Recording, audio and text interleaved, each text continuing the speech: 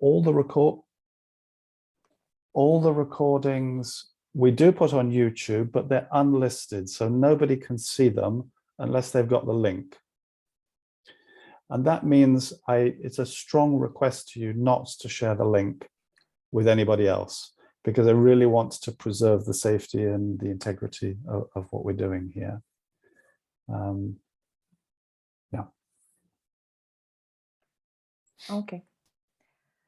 So now, moving further, we would like to invite you with the purpose of getting more to know each other, and also exploring some questions. And we will work in breakout rooms. Andrea, you will probably be only at the first question. If you need to go at 11, you just leave whenever you need to. And then we'll wait for you back when you are ready. Yeah, so I'm just going to share screen.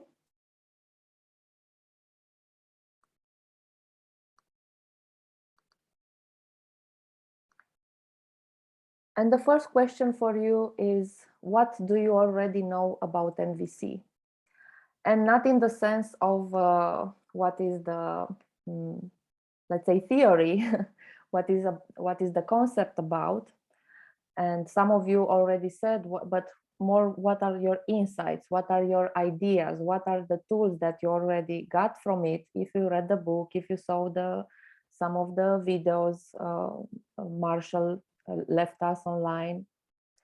So just share it. You will be in groups of 4.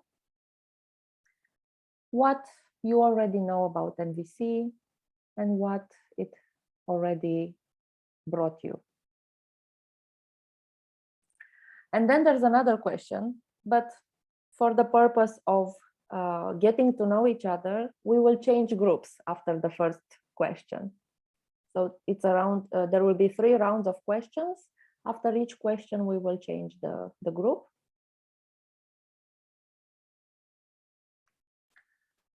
Any questions before I start the room?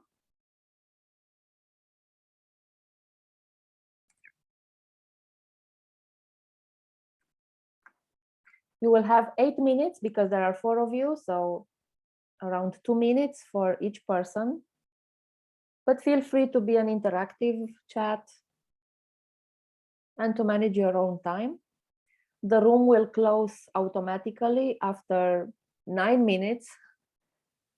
So you have and you will see the timer and the message that the room will close soon. Okay, ready to explore what you already know about NVC? Okay, enjoy. We're ready to start. Agnes, are you there?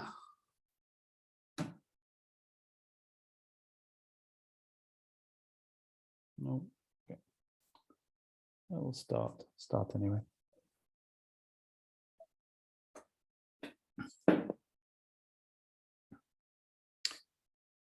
So what we'd like to do in this next part is give kind of an overview. So before lunch, to give an overview and the framework that we're working with. And that's in two separate areas. One is the framework for the program. So to give you an idea of where we're going with the program, what to expect, what's kind of the container within which we're learning and developing and moving forward. This afternoon, we'll go into more detail and kind of set up some of the various elements at a practical level. So you know, by the end of the day, exactly what your next steps are, what to expect, who to speak to. Some things will be arranged, some things will need to be arranged, but what to expect in detail. We would like to just take the top level today, this morning rather. And the same with nonviolent communication, the basic tool that we're working with, to start to give an overview this morning and then dive a bit deeper into the various elements that we'll be focusing on over the next period. And then each module will build on that. So it's kind of the foundation, it's the platform that we're then going to be working on our relationships with.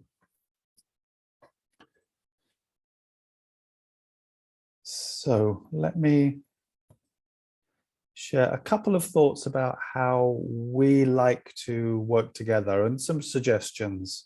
There's nothing in here about demands or rules or anything like that. This is a rule-free zone. We would like everything to be through choice, choosing to do things. And we'll make some recommendations.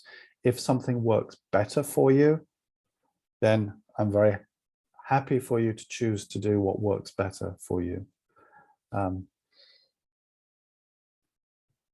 These are some things that we find helpful just to kind of work together. The first thing is you'll be familiar with this idea of we all have a comfort zone. And within our comfort zone, it's familiar, it's safe, it's comfortable, which is why it's called the comfort zone. And this is important to recognize that we all have this. My belief is that not much learning is taking place in the comfort zone because it's familiar. We're doing the same things in the same way with the same people, and we need it. And at the same time, it's not meeting needs for growth and for learning, expansion. It's meeting other needs. So our aim is to offer you a chance to move into what I call the learning zone. So it's trying new things. It's trying new things with the same people, with yourself. It's trying new things with new people, with different people. We all learn in different ways. So there's no prescription about how you learn. We've constructed the program aiming to meet all different ways in which we learn. So some things that we offer may not speak to you, may not be useful to you, and that's fine. As long as there's enough that's useful and relevant to you and the way that you like to work, to give you what you need, then we're happy. But we're not expecting everything we offer to be like wow for everybody. That's just not realistic. What we aim to create is a safe, we've talked about this already, and you've mentioned it, is a safe place, because we believe that learning takes place more effectively when we feel safe. And that the choice to experiment, the choice to do something new, the choice to open up to new possibilities comes from you, not from us. We can create the environment within which you do that, and you're able to do that, you want to do that, but we can't force you to learn anything. And nor should we. That's not our responsibility. This is what you're coming here for. So there's this learning zone, which for us is about honoring the safety. I'll talk a little bit more about some more specific things about that, what might help with that. So it's honoring the safety that we're creating, that we're doing this together. So just to be clear, our style is not to push you and to challenge you and to force you. There are some learning approaches that do that, this kind of hardcore, put you under pressure, push you into uncomfortable situations so that you are forced into this learning zone. It's not our style. Our style is, as I hope you've already experienced, it's welcoming, it's inviting. So we use the word invitation a lot, and it really is a genuine invitation to try something, to work with something, to ask yourself some questions and seek the answers. This is our style, and we are very happy with this style. And if you're expecting something pushing and challenging and stressing you, then you're in the wrong place. However, I'd like to recognize that this is different for all of us. Where we move to the boundary of what's comfortable for us, then panic and fear and worry set in. We're not learning when we're panicked. Our physiology is taking us into a different mode when we're overstressed. A little bit of stress is good, but too much stress is not. This panic zone we're not learning. And you may find that at times you through just overextending yourself, you get a bit deeper, or you get into places that are uncomfortable and are so uncomfortable that you're no longer able to learn, and that's fine. But what I want to do is just to notice that and help you come back to the learning zone. And this is also true in terms of what you do in between the modules, because I believe that, let's say 5%, being generous, 5% of what you learn about relationships will be done here. The remaining 95% is done when you're living with and communicating with the people in your life, and you're trying something. And maybe you're, for example, that maybe you've got a work colleague that there's something you would really like to tell them, but you haven't developed the courage to do it yet. And so in the next couple of weeks, you find that courage and you finally confront them with something that you've been wanting to talk to them about. Depending on their reaction, that might be a really wonderful experience, or might be a really challenging and painful experience. So you might find yourself, okay, now I don't know what to do. I'm panicked. Withdraw, take yourself back into the learning zone, reflect. We've got some resources built into the program to help you with that. Some suggestions about this is about how we work together, but also they're kind of life suggestions as well. Self-care, I've already mentioned it, it's paramount. Know your limits, know when things are getting more than you can handle, and take care of yourself. If that means withdrawing from what we're doing here for a while, do that. If that means asking for some empathy, asking for someone to support you more, one-to-one, do that. If that means doing something else, whatever it is, you know yourself better.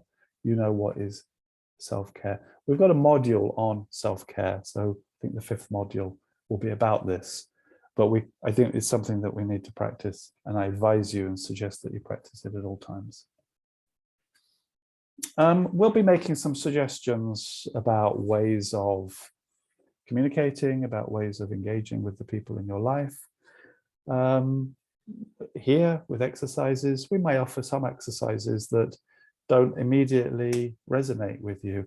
The invitation would be to experiment, try out what we've got, and then decide whether it's useful for you. Then decide how it might be useful or not. And that's okay. This is your decision. Not everything will be completely fitting. I think this is a kind of a general principle of dialogue, and it's somehow easier online not to interrupt people, but really do allow people to finish what they're expressing. Unless you're becoming completely disconnected, unless they're using far too many words. And we may also talk about and work with how to interrupt people when they do that. But the basic, this is the jargony phrase from, I think, from Marshall or from another trainer: connect before you correct. Chances are you'll find there are times when people are sharing something, maybe in a small group, maybe one-to-one, maybe in the big group, and you know the answer. You know what will work for them. You know exactly what advice to give them. Of course you do, because you face the same situation, It can be pretty disconnecting when we do that without first having a connection with the person. So this idea is about really establishing this connection first before we jump in and offer people advice, before we offer people solutions to their problems, because that may not be what they want, and our solution often might not work for them. When expressing myself, I want to, and I don't always do it, and I'm sensitive to it, is to use the first person. I've noticed in my communication when I use the first person, so I speak I or me, it's much more empowering. And it's actually easier for people to connect with me than when I use the second person. And it's easy to slip into it without noticing. So you may find, when you are talking in the second person, people are not listening. Just compare when I say it that way. So when you slip into the second person, people will stop listening, to when I slip into the second person, people stop listening to me. I'm owning it. It's mine. And it has a different power and a different energy that is, for me, more empowering, and for other people is easier to connect to, because I'm not talking about you, I'm talking about me. So we will listen out for it and gently suggest from time to time that you maybe rephrase something in the first person, just as a way to see what the difference is when we take full responsibility for what we're saying. When I take full responsibility for what I'm saying by using first person language. Now, I was brought up not to talk about myself, to be humble, to be invisible. And so this is a big learning for me as well, to own my own power and my own right to exist.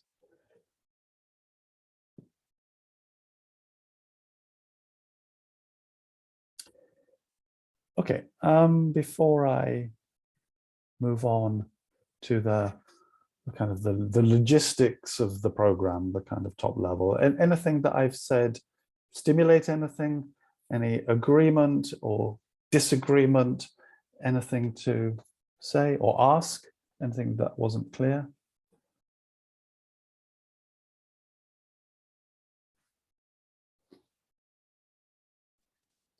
Dan. Personally, I appreciated what you have said about gently intervening and asking for rephrasing and just pointing out when certain structures of language, when we're using you instead of I, and things like this. And I really appreciate that, and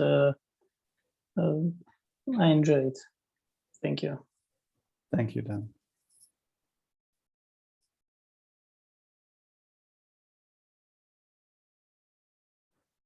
Okay, so maybe we move on to the an overview of the program.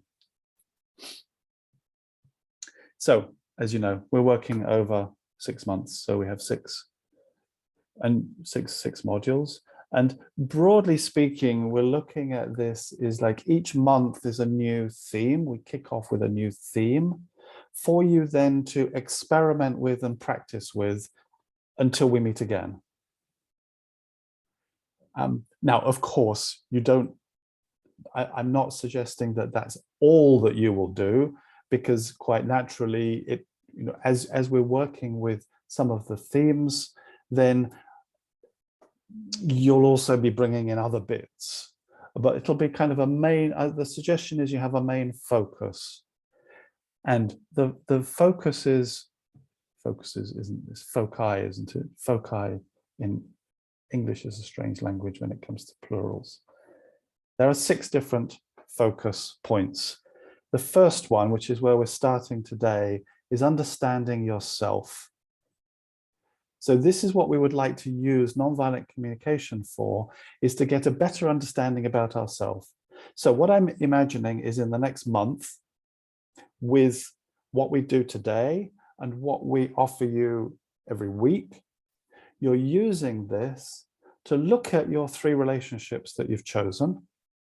And I think you've all chosen or have in mind 3 people that you would like to use as kind of focus points. So you're giving attention to your relationship with these people to build and to practice. Now, you might tell them that you're doing it, or you might not. Depends on the nature of the relationship. So maybe you've decided to So, I'm doing this course and I'm going to be trying, and I've chosen you. You're the lucky one. You're one of 3 lucky people that have won the prize of me practicing, improving the quality of my communication with you. Aren't you lucky?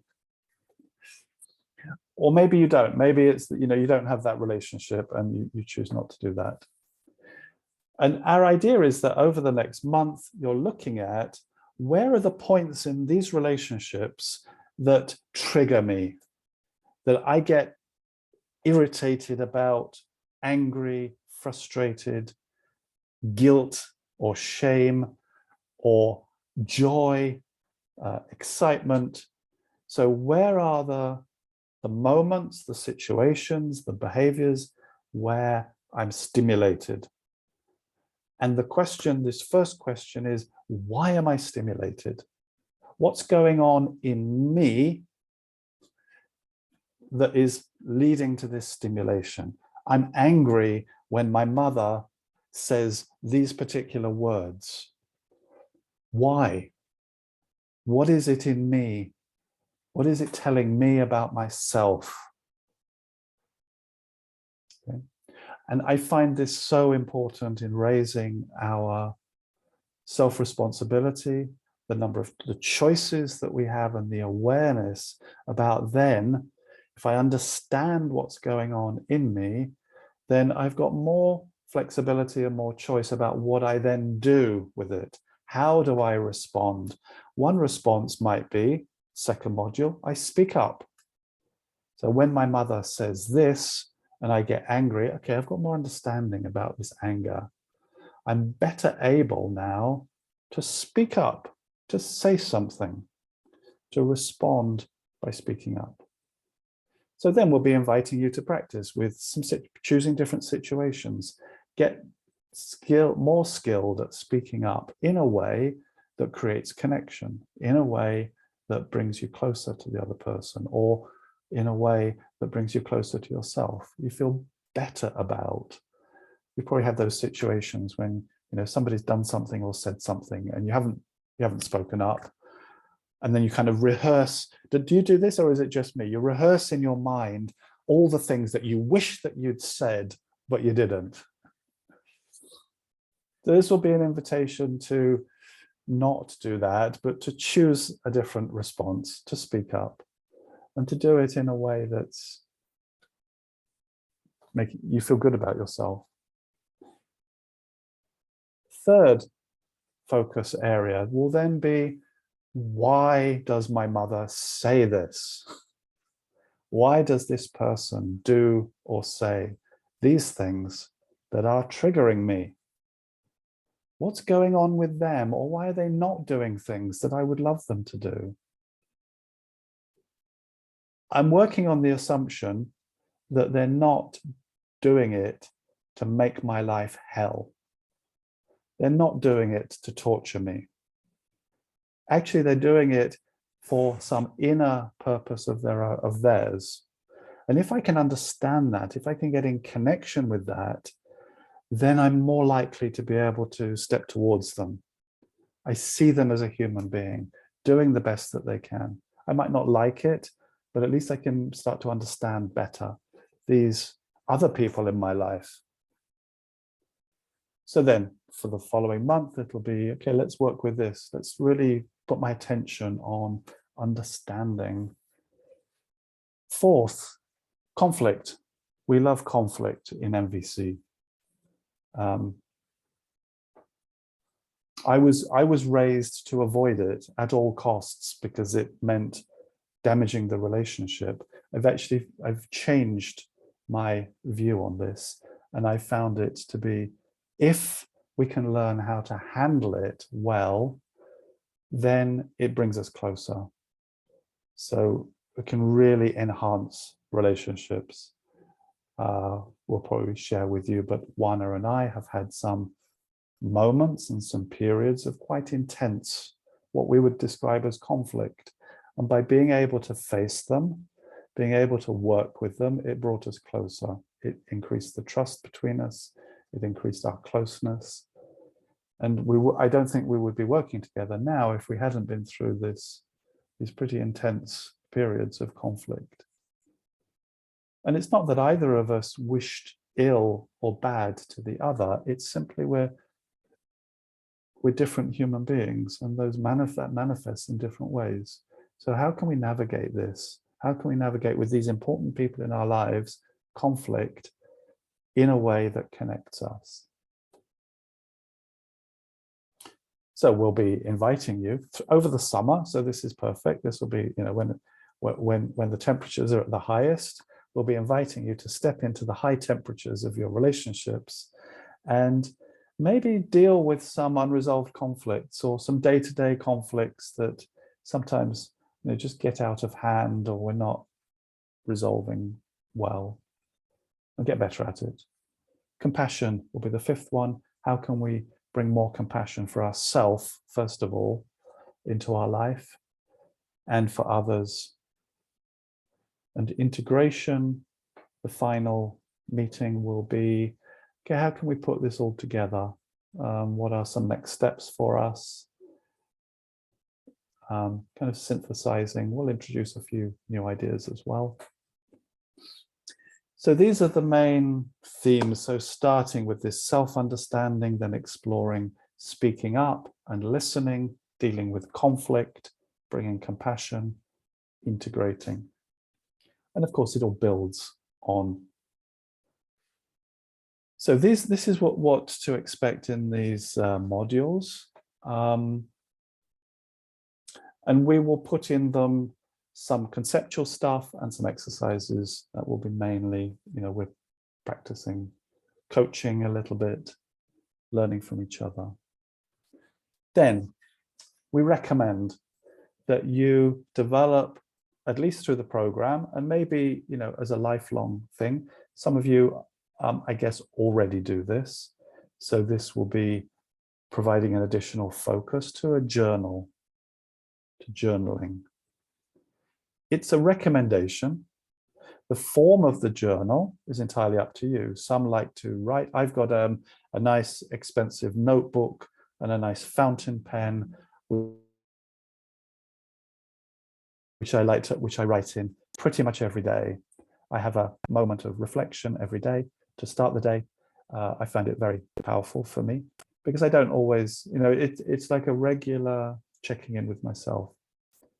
Others like to record their voice or do a video, but some form of reflection that's not only thinking about it, but is getting it out there. It's giving a different kind of energy to it by getting it out of my head and heart.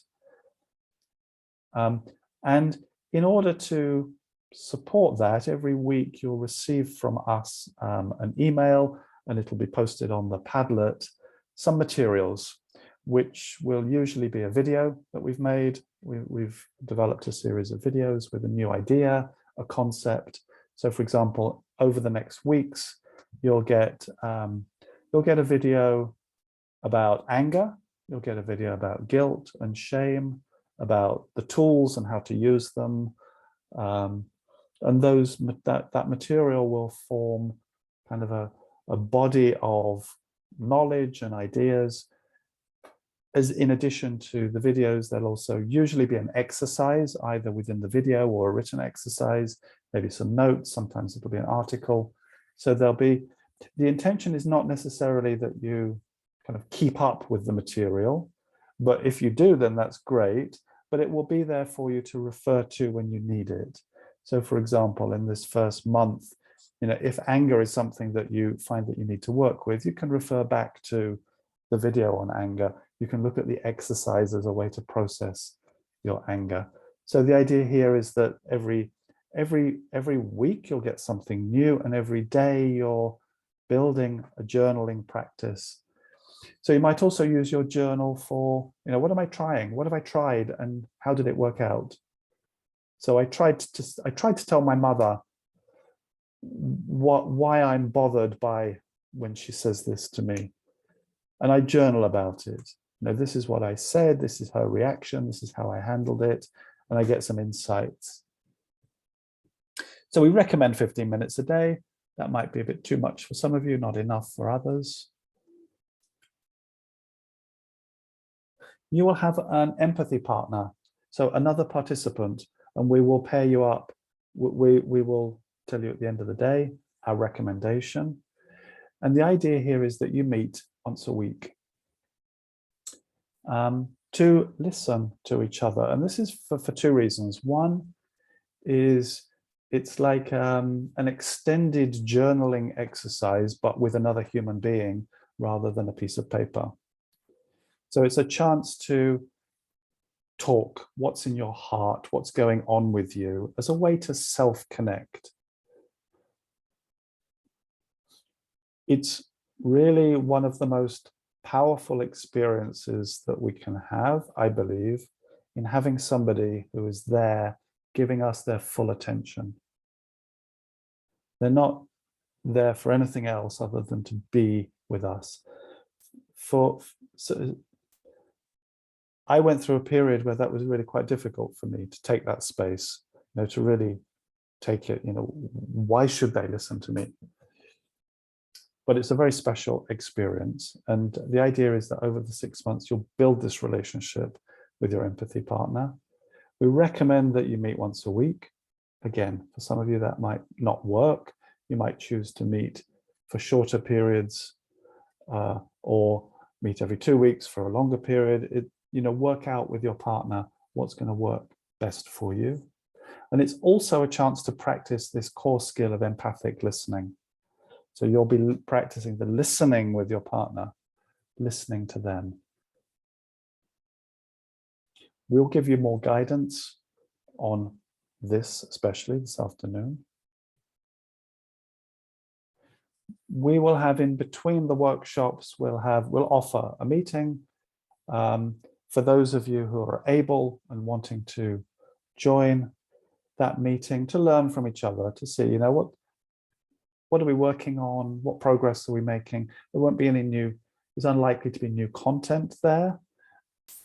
Maybe sometimes there will be, but it's mainly to kind of build the community, to build this sense of togetherness that we're learning from each other. And built into the program is 3 individual sessions, either with me or Juana. You can choose to work with one of us for all meetings, or you might choose to alternate between us. And this is where our aim here is to give you support working on your own particular challenges, your own particular relationships. What maybe some things that you're struggling with, to give you some individual focus. We're very open to do more than 3, but 3 is built into the program and the price of the program. So if there's more that you want, then we would like to have a conversation with you about money for that. So that's the program. That's the different elements. I'm wondering if there's any questions about this.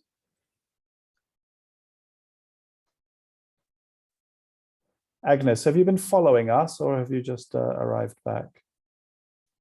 I have been following you, but I was attending to the screen and you. So I got a question. Yeah. About this coaching circle. How is it done, or how do you use the time for it? And yeah. It will vary. So we don't have a standard way, but typically who's ever there, we would start with a check-in, how are you? And then we might have a question to explore all together, or we might, if there's one person who has a particular topic that they're working with and they need some support, we may go more deeply into one person's topic. Or if there's a request, we might have an exercise on a particular theme that you'd like to work with. So it varies. Typically it will be an hour and a half. Yeah. And which days will it be? We haven't set the days yet. Yeah, that was my question, because I got some education going on different days. So I'm curious if it's going to fit, because I really want to attend to coaching circle. probably evenings. It'll be in the evening. Juana and I haven't actually set the dates or talked about this yet. So maybe we will try to find some time, maybe at lunchtime, to just set the date so we can tell you today. And daytime, so we will probably alternate.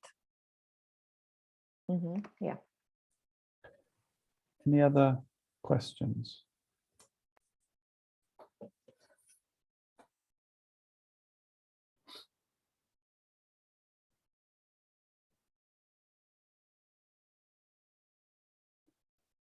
No? Okay. All this will be put onto the Padlet, so you have access throughout and beyond for all the materials, including the materials from today.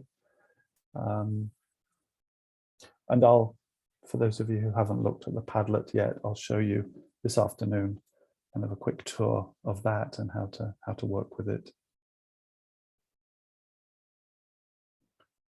Okay, so if there's no questions, I'd like to hand over to Juana.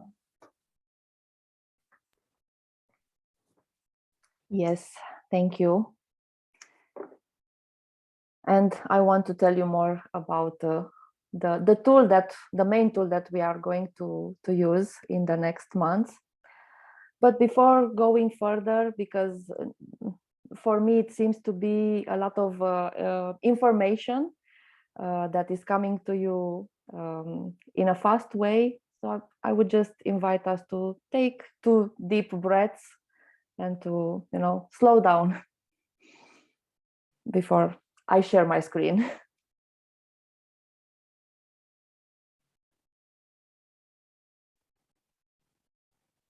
And maybe even to, move a bit on the chair, because our backs tend to stiff and we tend to forget about our body, our posture.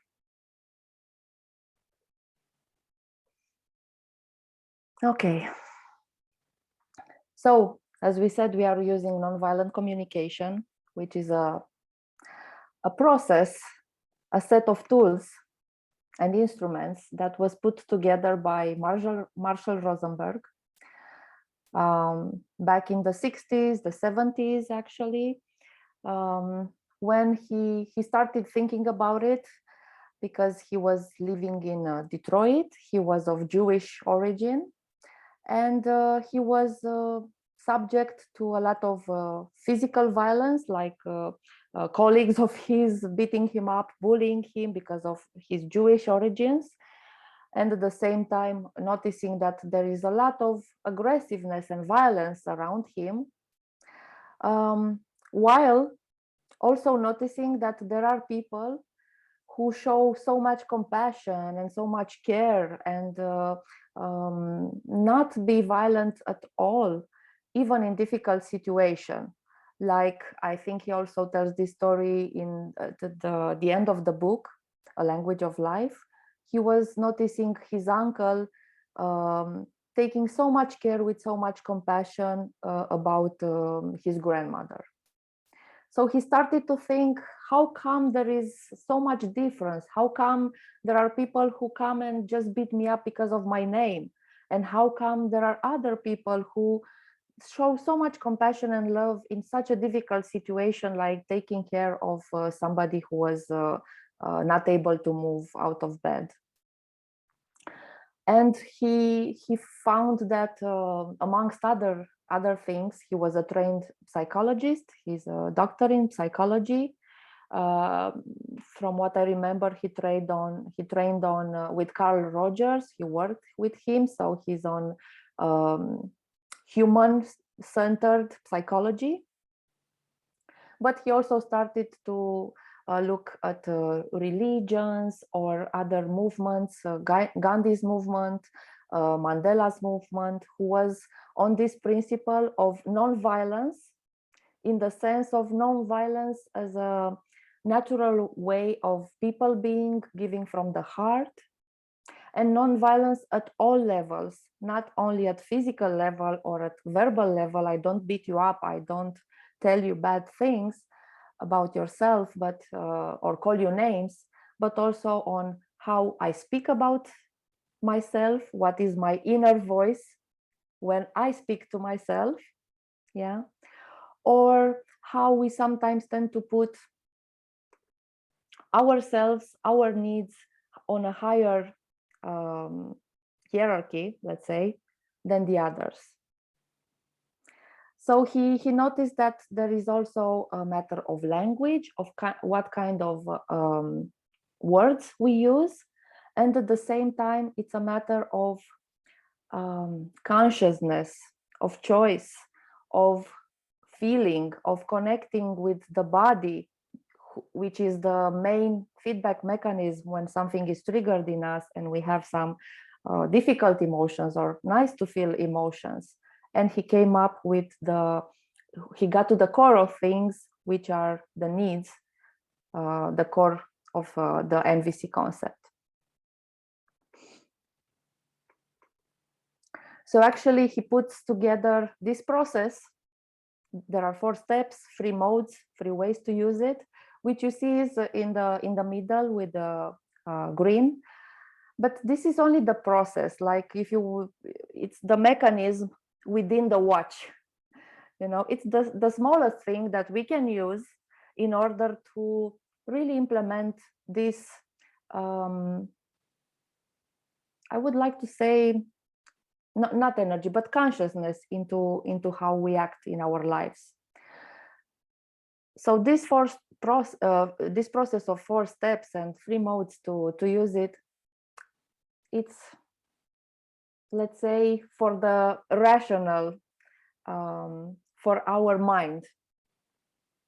And then there's the language. What kind of words do we use? We use words that describe emotions. We use words that describe needs, and we use them and put them into this process, and we go through the structure of the 4 steps. Okay. But and probably you will notice this in the beginning, those of you who haven't practiced till now, that it sounds like you are trying to speak a foreign language. You are not very good at it.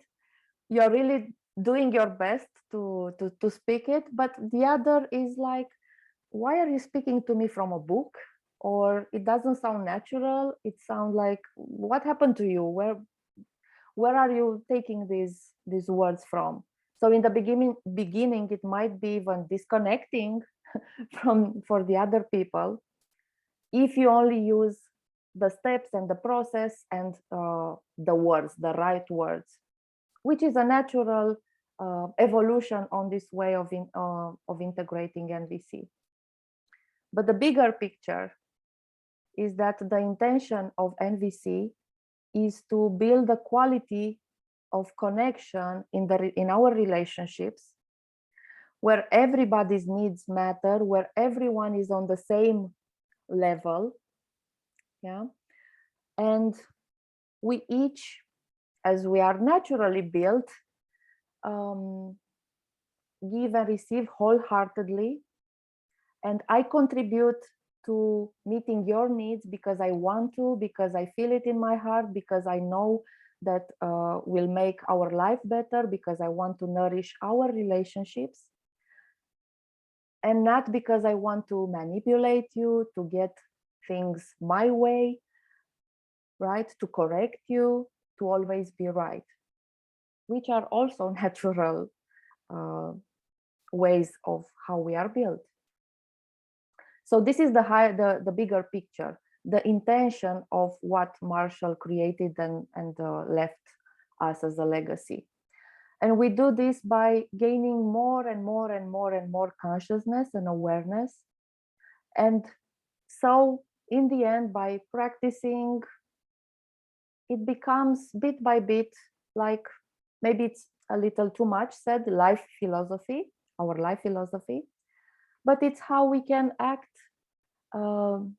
being true to ourselves most of the time, and in integrity with our needs, with our values. And this takes practice, because we need to yes, we first need to understand the process, the 4 steps process here with our mind, with our cognition, and then to go lower in our body How does it feel when somebody does or says something which is triggering for me? How do I feel it in my body? What are my emotions? What do I feel about it? What is alive in me when I come across this trigger? And then, because I have some needs that are met or unmet in that moment, and then what can I do about it? What can we both do about it? Yeah. So it's going deeper. And I want to share the screen again. From our head to our heart, to our core, to our body, to the needs. So these are the four, this is the four steps process that you will see will not use, not even today, we will not use it exactly in this order. But this is the how it's usually useful, let's say. And the first step is, what do I observe? And the invitation is to differentiate it. What do I notice that is happening around me versus what I'm telling myself is happening. So versus the story in my head that I create around what I notice, my evaluation, my judgment, my labeling, my generalization. And we will talk more about this step later today. And usually we notice things around us with our sensing organs, with our eyes, with our smell, with our taste, and most of them are at head level. That's why in this picture that I like a lot, the observation step is represented by a head. And then what I observe stimulates some feelings in me. And these feelings, I sense them through my body, through my bodily sensations. And here the invitation is to separate what I feel, the emotions, versus my thoughts. And again, we will elaborate on this later.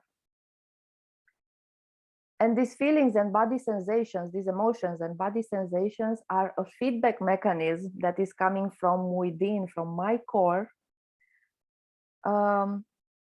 where I have my needs or values or principles, you could also call them.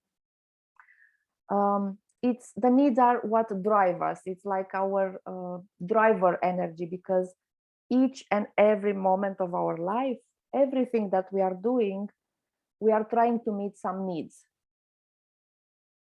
Either if we are conscious of the needs that we are trying to meet or not, we are still doing so. And here the differentiation is between the needs and the strategies that we prefer to use in order to meet our needs. As you can see, these are represented by a spiral, because it's what drives us to act. And then the legs of this NVC figure is the request. The request is about, how do I put things in motion? How do I go and contribute to meeting my needs? And it's a request, an invitation for the other to contribute, versus a demand, an expectation. You really have to do this because otherwise, bam, bam, bam. Yeah. Just interrupt me anytime, any moment you have a question. Agnes. I got a question about, because for me, the fourth step has always been strategy. Mm-hmm. Instead of request. So a strategy could be a request in that terms. Yes. Did you switch it because it's about relationship today, or did you change it deliberately? And then I'm interested of connecting to what the thinking intention is behind, so I can perhaps be inspired. So we didn't change it in the, but we didn't change it for the sake of this course. These are the steps that we usually use and that I saw any NVC trainer use. And at the same time, yes, the request is how I put the strategy into motion, you know, is how I act on what my preferred strategy is. Yes. And it's easily to see the strategy and the request together. But we will see that request is not only action request, let's do something about it. It's also connection request before going to strategy and to action. But we will go in deeper into the process and into the steps this afternoon. Yeah, I could imagine, because I'm in 24 years, the first step for me has always been strategy. Mm-hmm. And a strategy could be I keep it silent into myself, or a strategy could be a request to myself to do something specific or ask another person for something specific. So I probably cannot, I still want to stick to strategy as fourth. Yes, but I okay. understand the differentiation about the needs and the way to put need into practice. That is also a differentiation on the third step. Yes, exactly. Okay, so what I'm hearing is that you are open to see how we are going about them. Yeah, and I can maybe to have but more clarity after today and even after next module. no, it's more that perhaps or not. I think I still will stick to my own, because for me the fourth step, as I've been taught by my certificate trainer at that time, is strategy. Okay. Okay. So I will probably still stick. So it's not because I want to go against you, but it fits more my system. Yes. At the same time, you can just do whatever you want to. So if I say something different, then please ask, or Yes. or whatever. So it's not a struggle. I understand what you're saying. Okay. For me, it's not a struggle as well. Yeah. Thank you for bringing more clarity. Andrea. Yes, I want to make an observation to make sure we talk about it later in the process. From the 4 steps, I simply identify with the first and the last. I mean, I believed them while I was reading them. And for the middle ones, I started to struggle.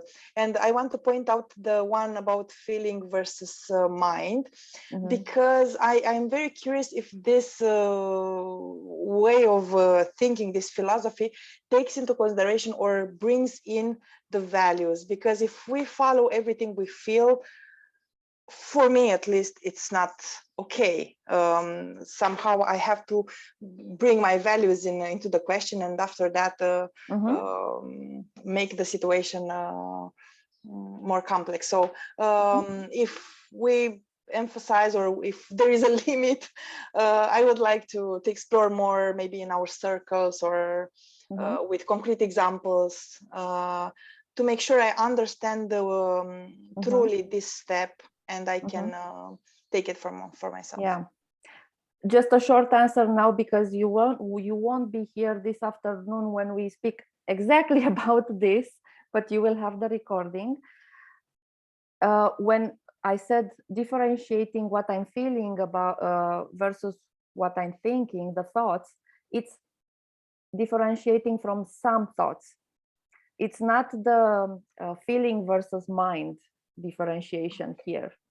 And you said it, you intuitively have the, let's say, the right answer, because what I'm feeling, what are my emotions, show me some needs, some values that are met or unmet in that situation, in that moment.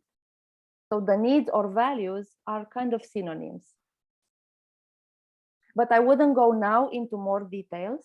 Yes, I will make sure to follow up the recording after. Yes, and if I have more questions, I will reach out to you or to the group later. We have already thought about this, and we will come up with an invitation to you already about this. Okay. Thank you guys a lot. Okay, I would like to go further. So I said there are 3 ways of using the process. The first one is connecting with myself, the self-connection. Because it's what we are doing in this module to start with, because we will always be doing this self-connection. Is the first step to start from. How can I go out and be consciously in a relationship if I don't know what is happening in my inner world, within myself? So the first one is to get more understanding about my triggers, about my feelings, about my needs. This is what we are aiming for today, which will bring more self-connection and self-knowledge and knowing my inner territory. Then out of this knowing myself and connecting with myself, I can go out to the other person and express authentically. How is it for me? What are my needs? How am I feeling? And the other, of course, will have a reaction to what I'm saying, because I'm not the only one there. And then I don't know what they are going to say. They might say something that is difficult for me to hear. However, when I have my empathy skills with me and my empathic resources filled in by being with my empathy partner, by writing in my journal, then I can listen to the other, and whatever they are saying, I can listen for feelings and needs with empathy, and not, think that they are attacking me, or they are demanding something out of me, or they are punishing me, or whatever. So these are briefly the 3 modes and the 4 steps. And as Ian was saying, it's just a top level view right now, because we invite you to experiment throughout this day and the next days. And I guess you will have more clarity about them while you are doing things. I think this module is the most theoretical one. The next ones will be more experiential. Looking at the time, I would like to go further and not take any questions now, because you might see that here we have always a frame. You see a frame, a purple frame: intention, attention, around the process, intention, attention, connection, present moment.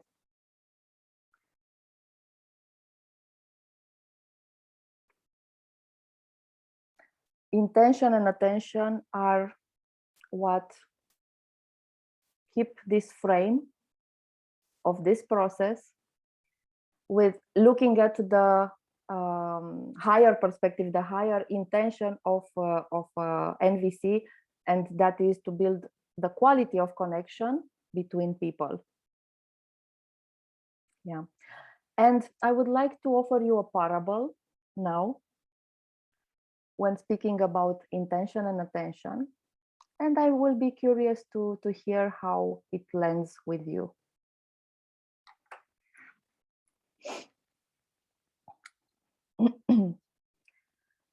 Tell me a story, Grandpa, requested the little child. And Grandpa replied, this is the story of 2 wolves. When we grow up, we sometimes feel as if we have inside 2 wolves who fight to take control of our inner territory. You can imagine one of them as having a soft gray fur, gentle eyes, and even a nice smile on his face. This is a wolf who rarely uses his teeth. He is doing his best to protect the pack, to provide enough food for every member of the pack, to respect them, to offer them safety. You could call him the wolf of peace and love and kindness. He knows that when we live in peace and harmony with each other, everyone can feel happier and with well-being. For this wolf, love is what matters most. Now there's another wolf inside our inner world. This wolf is different from the first one.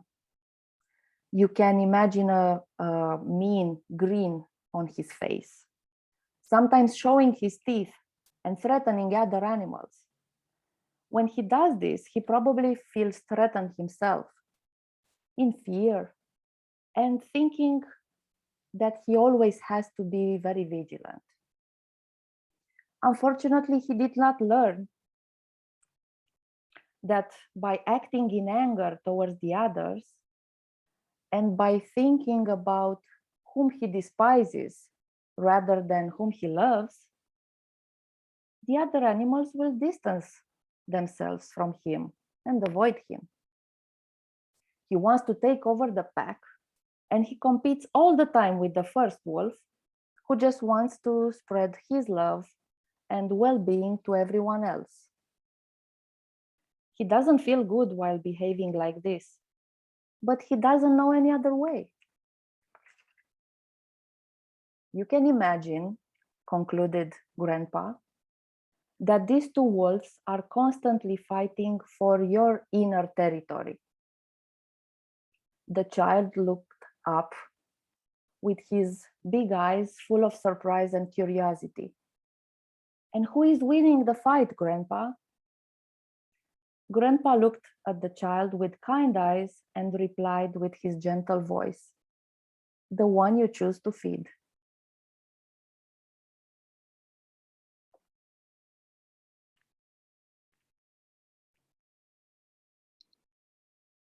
I'm curious, what is your take on this, on what you just heard?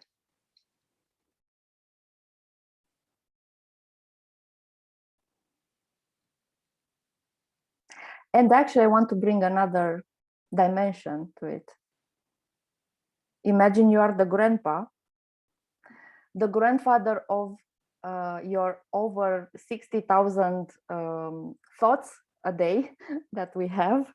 So your thoughts are your grandchildren that you are telling these stories to.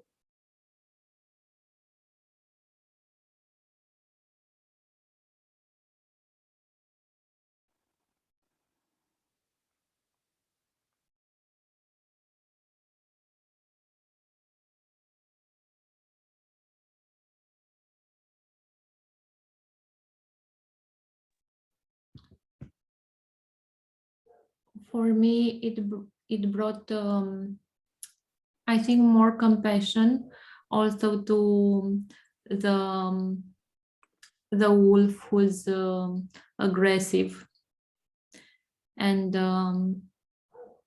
I want to have compassion to this part, because I think not pushing it away, but becoming closer to it can help. And the question is how to get closer to this part.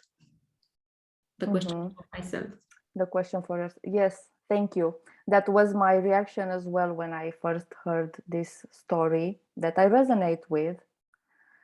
How to bring, and as a personal take, yes, I want to bring more compassion and to see this part of myself that is the mean wolf rather than the wolf of love. And at the same time, it brought me, yes, which thoughts do I choose to feed? They are there anyway, and I can look at them with compassion. And at the same time, how much energy and attention do I give each of these parts?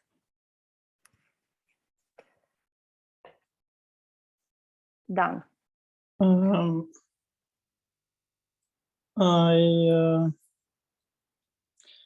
Okay, I'll try to express myself gently. I did not like the story. I know it. It's very old. And for me, this story actually gives the idea, a very ancient idea from Plato's, about who will win inside us. We have two beasts.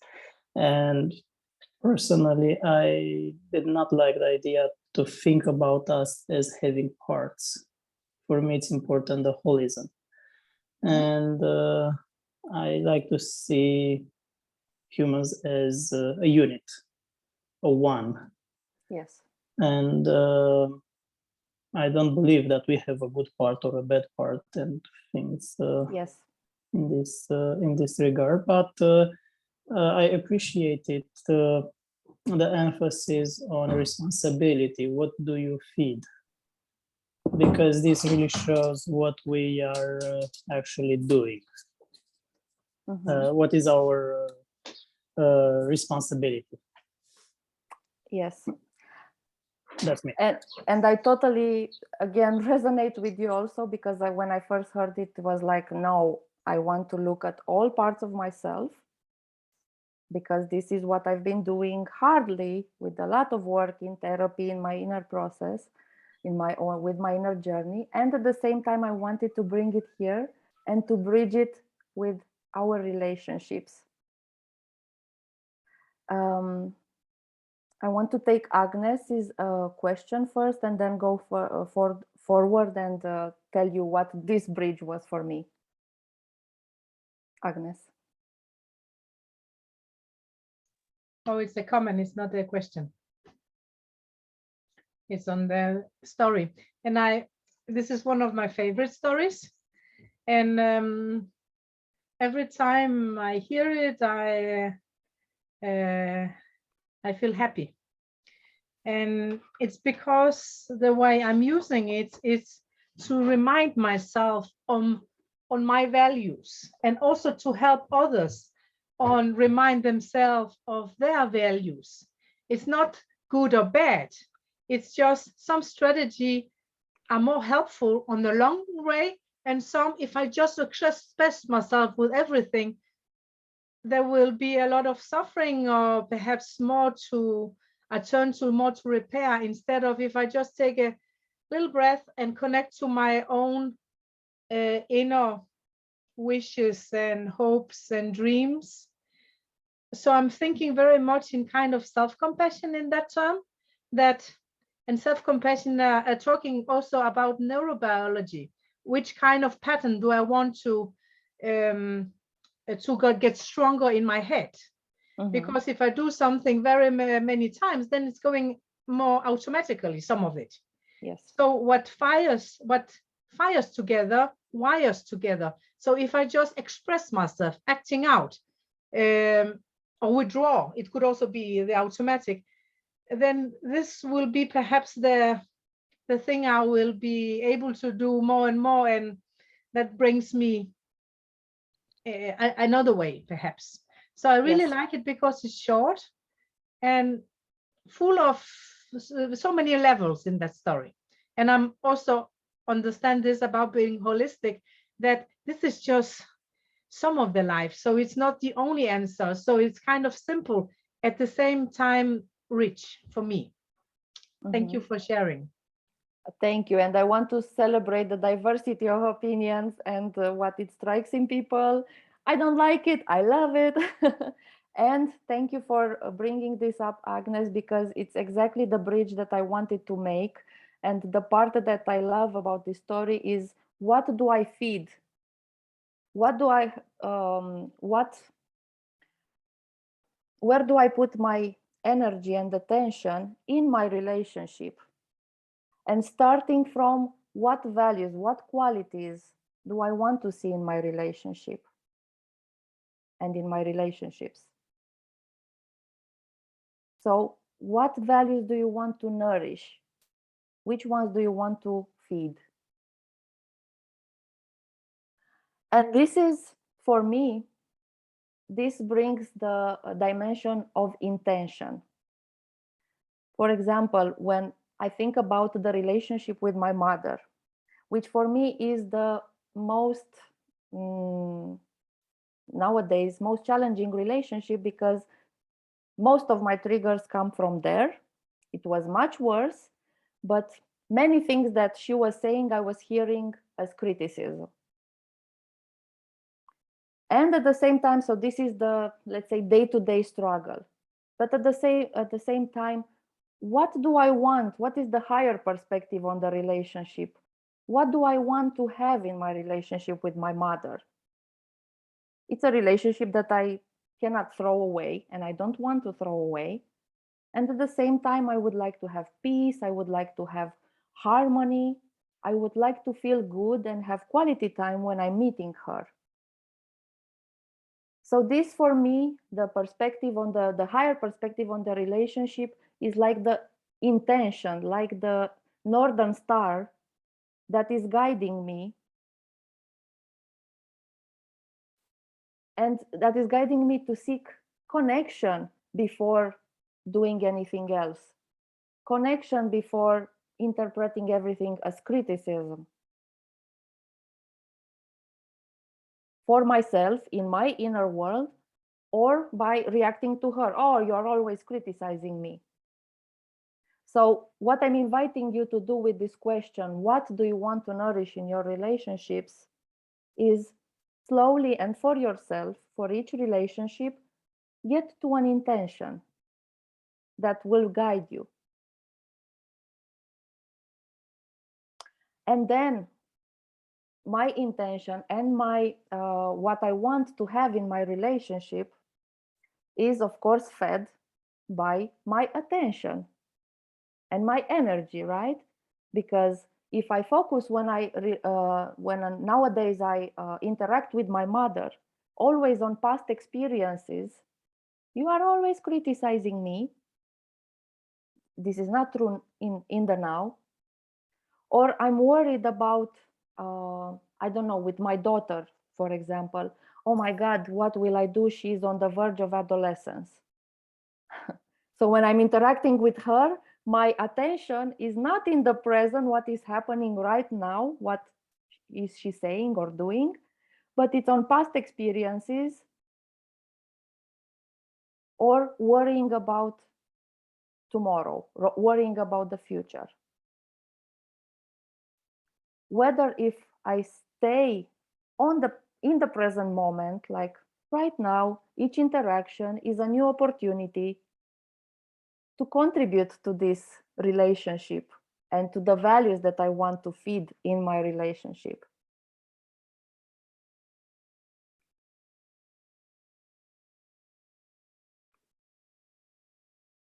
So coming back to intention, coming back to the intention, for me in the first days or months, and in the relationship with my mother, this became like a mantra: connection before correction. In the sense of, following my intention, what do I want to have in my relationship? What is the best food for this intention? Connection. In the sense that if I connect with myself when my mother says something, or if I connect with her, why is she saying this to me? Before correction, don't tell me this, or you are always criticizing me, or you are always saying bad words to me, right? This is correction or anything else. This is not feeding the kind of quality of a relationship that I wish to have.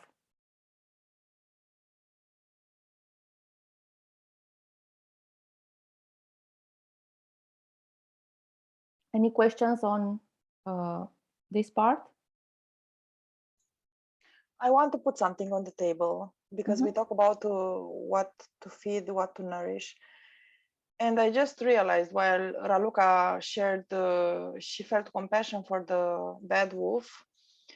I simply had in mind starve the bad wolf. So I don't have in mind to nourish something good, but to put down the bad side. And by the way, this is the way I treat myself. So it's an aha moment, which is hard, but it's cruel.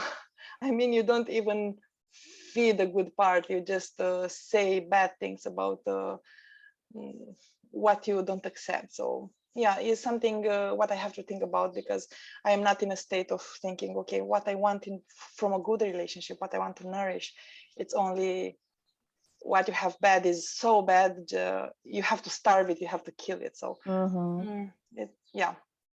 it creates a lot of thoughts for me. Thank you for bringing this in, because it's also about how we connect with ourselves and with the bad wolves within ourselves, because we all have them. Come on. Yes, we are holistic, we are beautiful, we are, yeah, this is the truth. And at the same time, we don't feel it each and every moment. Who does feel it? Who feels it? Who is a master here? Who is an enlightened master here? I want to meet this person.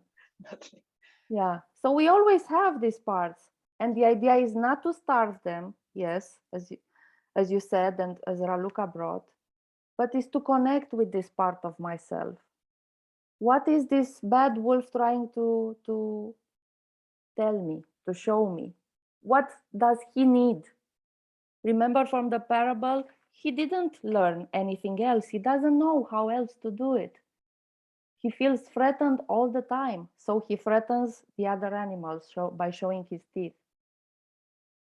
Yes, thank you for bringing this in.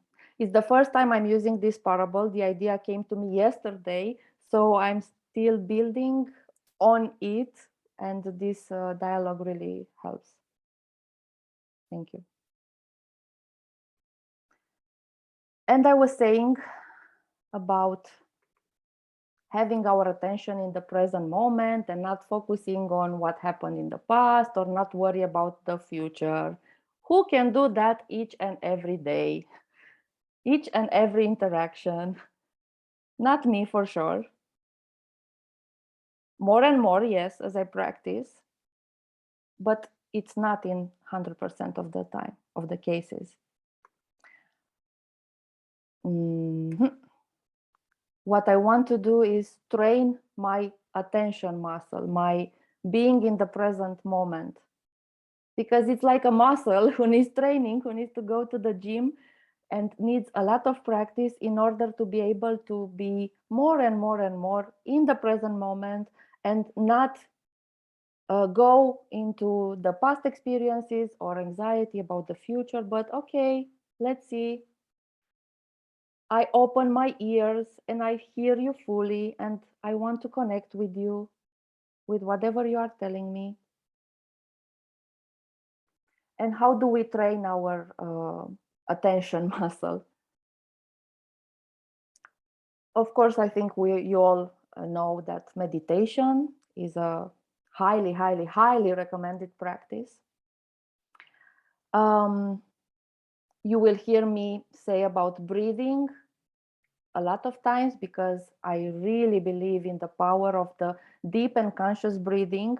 And deep breathing is not at chest level, but it's in the belly. So I feel that my belly gets full of air, like blowing the candles.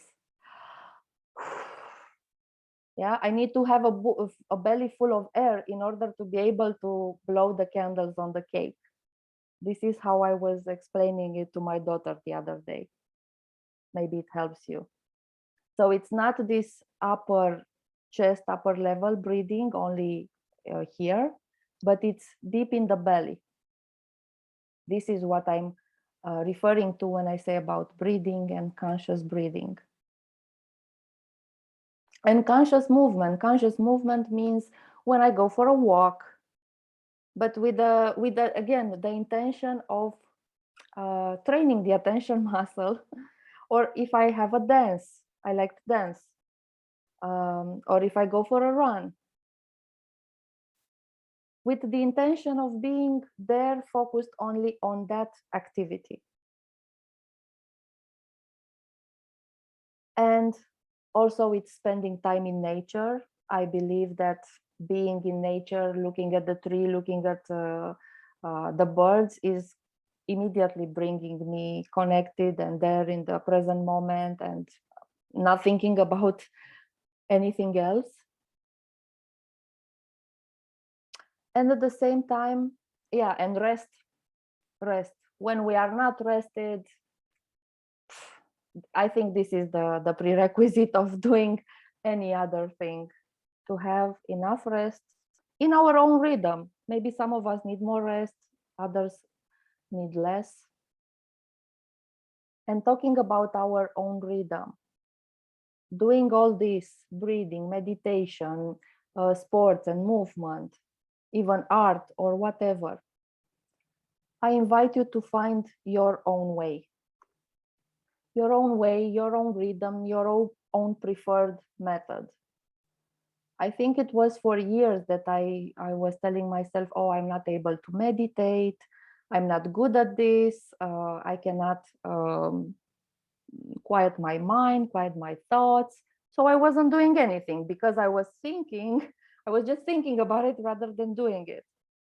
And then I found my way, like listening to some music, going for a walk, gazing at the sun, doing it early in the morning. This is what works for me. Not doing it every day because I don't want to put pressure on myself. But instead of not doing anything, so even one is larger than zero. So even one doing anything is more than not doing it, and for sure brings some results. Maybe just a show of hands who here is practicing any of the what I showed. Anna, Indra, Luca, Stefan. Yeah, so and so. Yes, Julia. So and so. Not doing it every day, but even listening to music, it takes you, there. And if I'm singing along, I'm not thinking about anything else. I'm just singing along. And I noticed that is very helpful to be more in the present moment in each interaction. Or if my mind goes thinking about the future or thinking about what happens in the past, I can get back quicker and quicker as I practice with anything.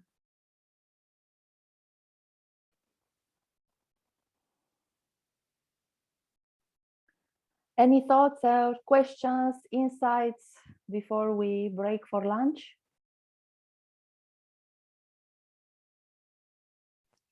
For me, it was really powerful to see all this in frame, because I'm the type of person that needs grounding maybe more than others. This is my thought about myself. I'm not sure if it's true because I don't know anybody else, but this is something I believe. And during the last year, I started to practice everything you shared, but without any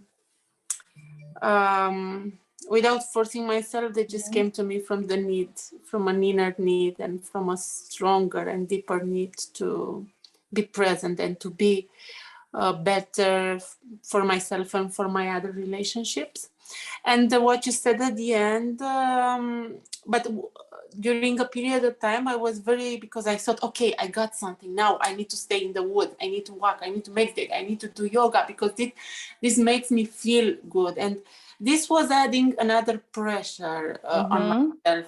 Okay, if I don't do that, I will not feel good. If I will be bad. And then I was sick for a period of time, or I went to my mother's house then, and she has a very small apartment, and we are there is no place to meditate, there is no place to put your yoga mat, there is no place to do anything. And I just didn't. I just enjoy myself, and I saw that I can be good even if I don't have these instruments, and they just add values. I don't know, this was really important for me to notice than just to check nature, check yoga, check meditation. Yeah. So what you're saying, you doing them for a while, build up some resources in you that you could that were feeding you even when you couldn't do Yeah, that and these practice. resources don't go away if I Yes. skip some days. And Yes, this yes. was important for me to acknowledge. Yes. So thank you for putting them all together. Yeah. And I resonate with what you said, doing them out of I have to. I should go to run. I should meditate. I should do yoga because this is what people do. And yeah, so there's a big have to over my head that brings a lot of pressure. And for me, at least, it's like I don't have free choice. And the teenager in me rebels. No, I'm not doing it.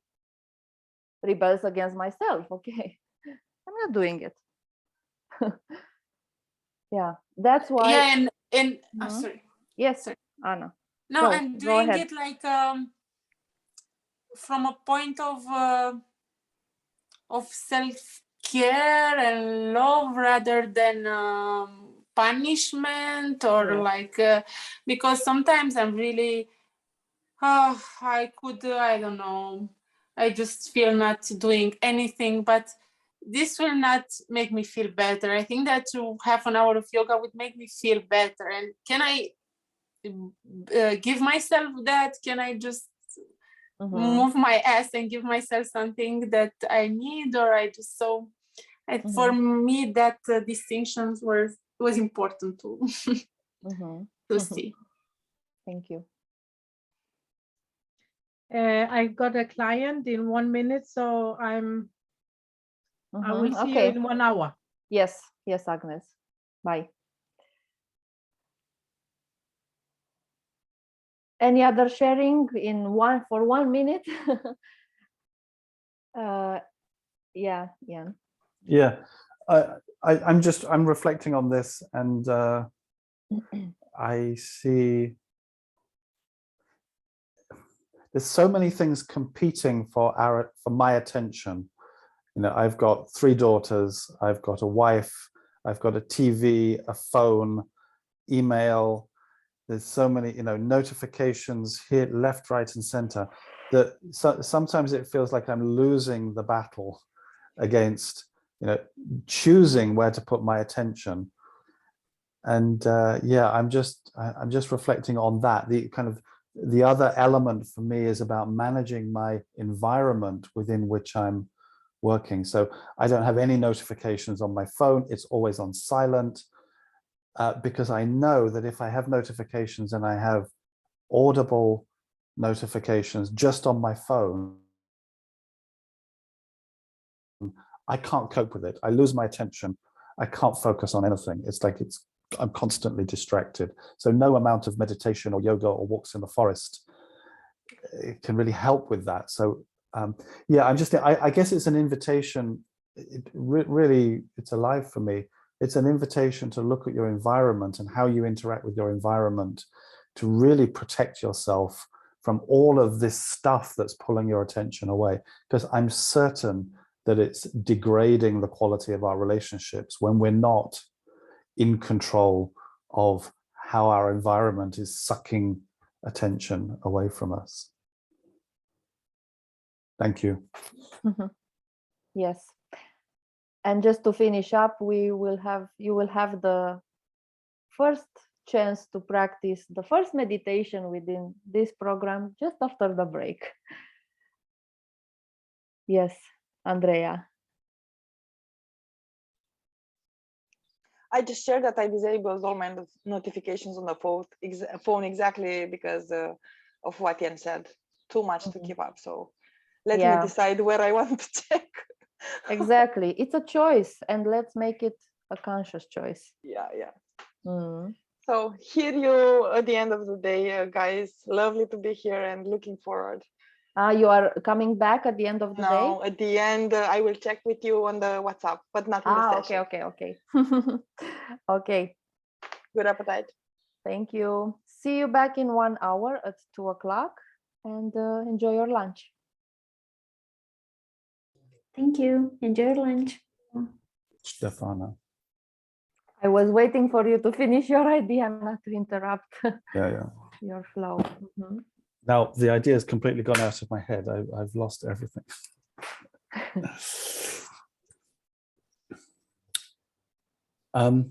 So yes, so to look at, I guess, 5 things, to use these 5 things as a way to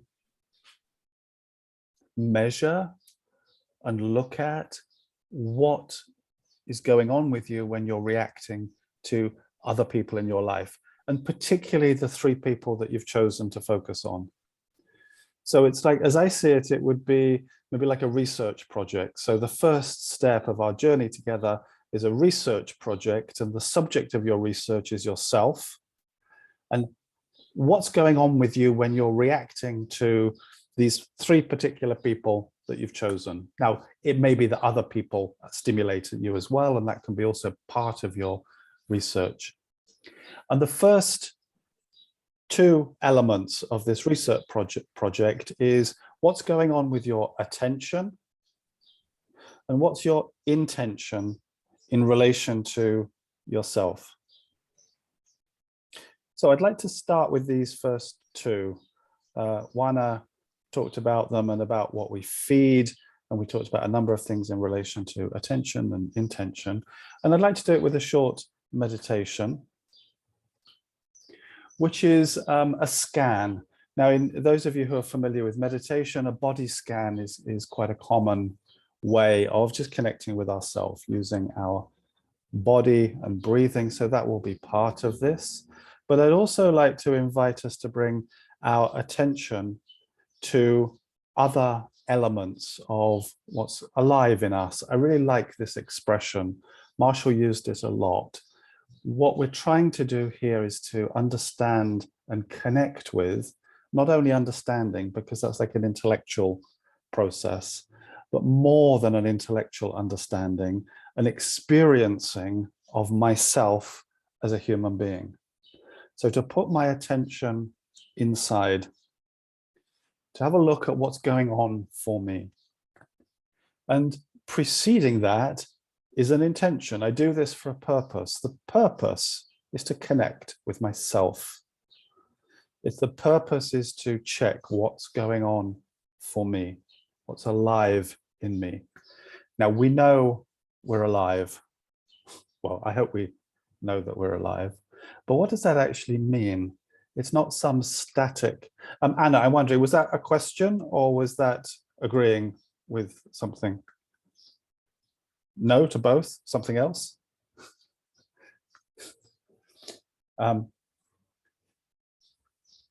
Yeah, when we connect with ourselves, and we're doing this on a regular basis, we recognize with full consciousness that we're dynamic, we're changing, we're ever changing. And so when I connect with myself now, it will be different, what is alive in me, compared to when I connect with myself in 5 minutes' time.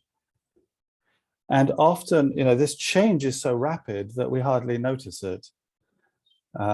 Sometimes we might notice that we're suddenly triggered, and that might be, obvious. So, but what the invitation is to do is to start to get into the practice of settling into our humanness. What is it to be human? And there are many dimensions that we could look at. So what I'd like to do is to bring our attention, and I find starting with the body as being the window into what's alive. So I'd just like you to set yourself an intention. Just say to yourself in your head, okay, I would like to connect with the life in me right now. Just tell yourself that in your mind. And then you might find it easier to close your eyes if you're comfortable to do that. If you're not, then a light gaze at some object just in front of you. And first of all, just invite you to bring your attention to your physical form, your body. Just notice your posture, how you're sitting. Don't change anything, just notice. This is the posture you've chosen, probably unconsciously. maybe consciously. Notice the weight being held by what you're sitting on or standing on, the points in your body that are held with gravity by the earth.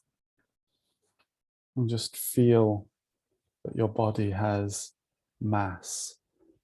It has some substance to it.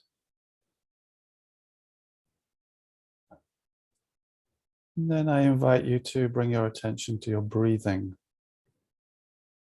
something that's with us every moment of our life. Often we're unconscious, it just happens by itself, apparently. Just don't change your breathing, but just notice it. Notice the movement of your body when the rest of you is still. It's the movement of your body as you inhale and exhale. Maybe notice the sensation of the air entering your body as you inhale and leaving your body as you exhale.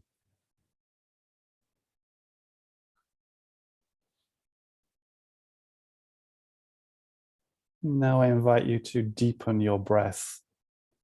2 conscious, deeper breaths. Fill your lungs more fully with air so that you feel your belly expanding and contracting.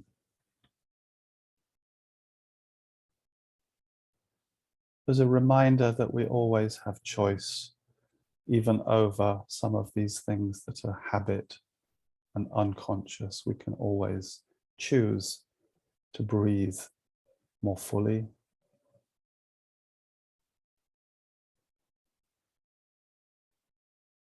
And before we move on to another part of our life, just do a quick scan of your body and notice any discomfort, maybe even pain or tension, places in your body that are tight and contracted. Just notice them. And any places in your body where there are pleasurable feelings, lightness, openness.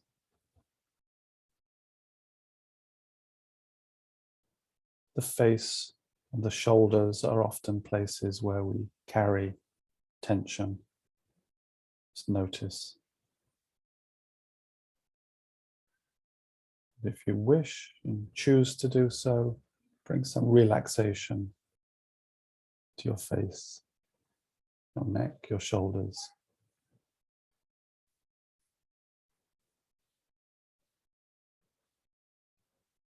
And tune into the way in which your body is communicating with you. So when you notice some tension, what is that telling you? It's not speaking in words, but it's communicating something. What is it communicating to you?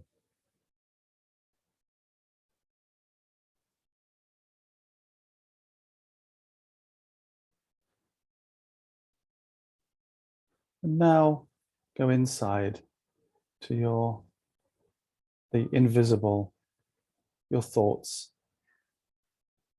Just notice, are there any stray thoughts as you listen to me? Maybe some reactions, maybe some resisting thoughts, maybe some questions. Or maybe there's other things that are passing through your mind.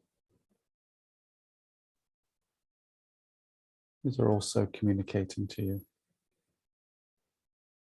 It's part of what makes you human. Your ability to process, to think, to interpret, even to judge. As far as we know, we're the only creatures on the planet who do these things. They make us, they make you uniquely human.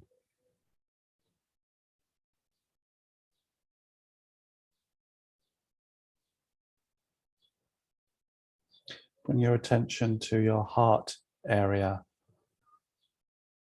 which is an area that we associate with our emotions. Just notice any emotions that you're experiencing right now.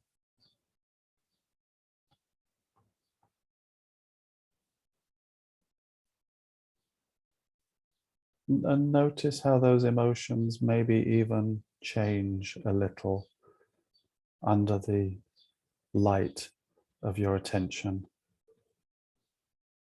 Do they become clearer? What are they communicating to you?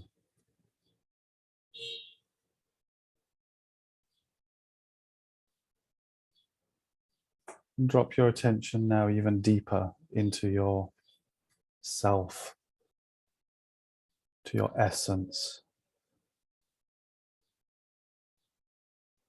your core,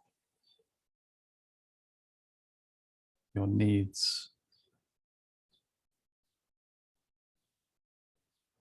What do you notice here?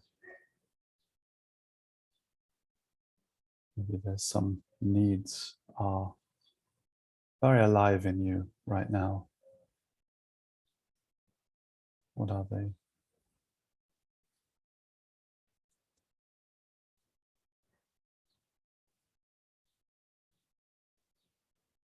It's important to you right now, in this moment.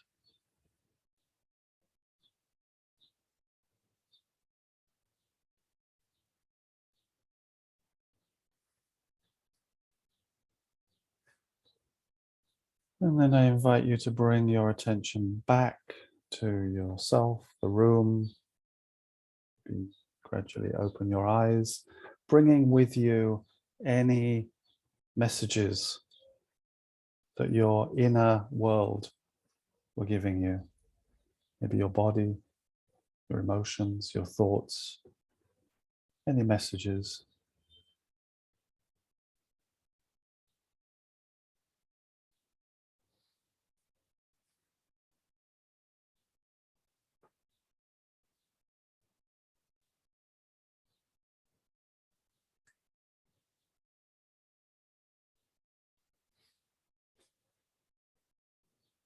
Okay, Raluca and Agnes, you've disappeared off the screen.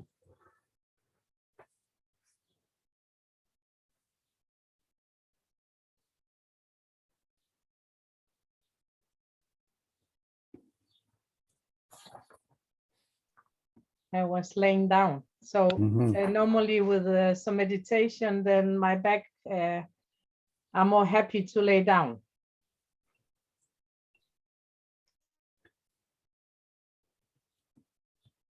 So welcome back.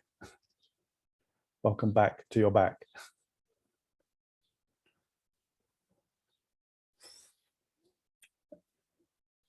Yeah, I'm wondering what did that bring you?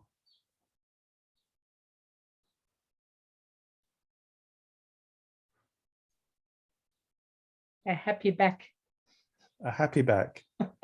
Very good. No, because I took care of some position that right now my body more enjoy, and also that I could rest, not be so much in my brain, but more in a different sensation and enjoy this sensation more. The breathing, the feeling of my body, oh, there were no thoughts. You were asking, is there any thought? No, fuck that. It's perhaps good, perhaps not good. I'm not thinking about it and just letting go. So I enjoy this letting go. So thank you.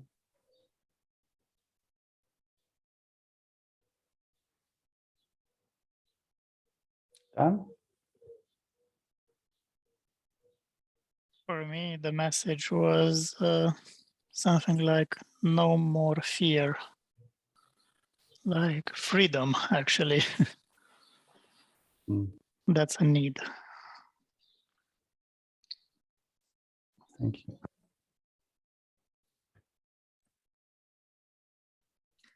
Raluca? For me, it brought more space. Yeah, thank you. Now, I offer this as like an extended exercise in what I would describe as creating an internal space where we can check with ourselves how we're responding. Well, what's going on for me right now? Now here, we've just had lunch and there's kind of a relaxed environment and we spent quite some time with this. In day-to-day life, you know, when you're with your relationships, when you're interacting with your partner or your work colleague or your parent, then we don't have the luxury usually to be able to say, hang on a minute, I would like to respond, but first of all, I'd like to meditate for 10 minutes and then I will respond. Because if it took 10 minutes for us to respond every single moment we are, you know, triggered or stimulated, then life's moved on. People don't tend to have the patience to, you know, wait for you to take this time to meditate. So what we need, what I recommend we do with this attention and intention is get into a habit of just asking myself a simplified question. What's alive in me right now? And giving myself, even if it's a second or two, there is no requirement for us to respond immediately when we're triggered. And if we do respond immediately when we're triggered, then it's likely to come from an unconscious and a habitual place. It will come from the patterns that we've learned about, you know, when my mother says this is how I respond. So she said it again and I'm responding there. I've not taken a moment just to connect. Why am I responding this way? Where is it in my body? Am I noticing this rising energy in my body? Okay, I notice that. I have a word for it. It's anger. It's rising anger. Okay, let me just breathe into that anger. It's in my body. It's in what's in my head. I'm thinking that she's interfering again. And I'm angry. It's fueling the anger. There's a thought there. What's my need?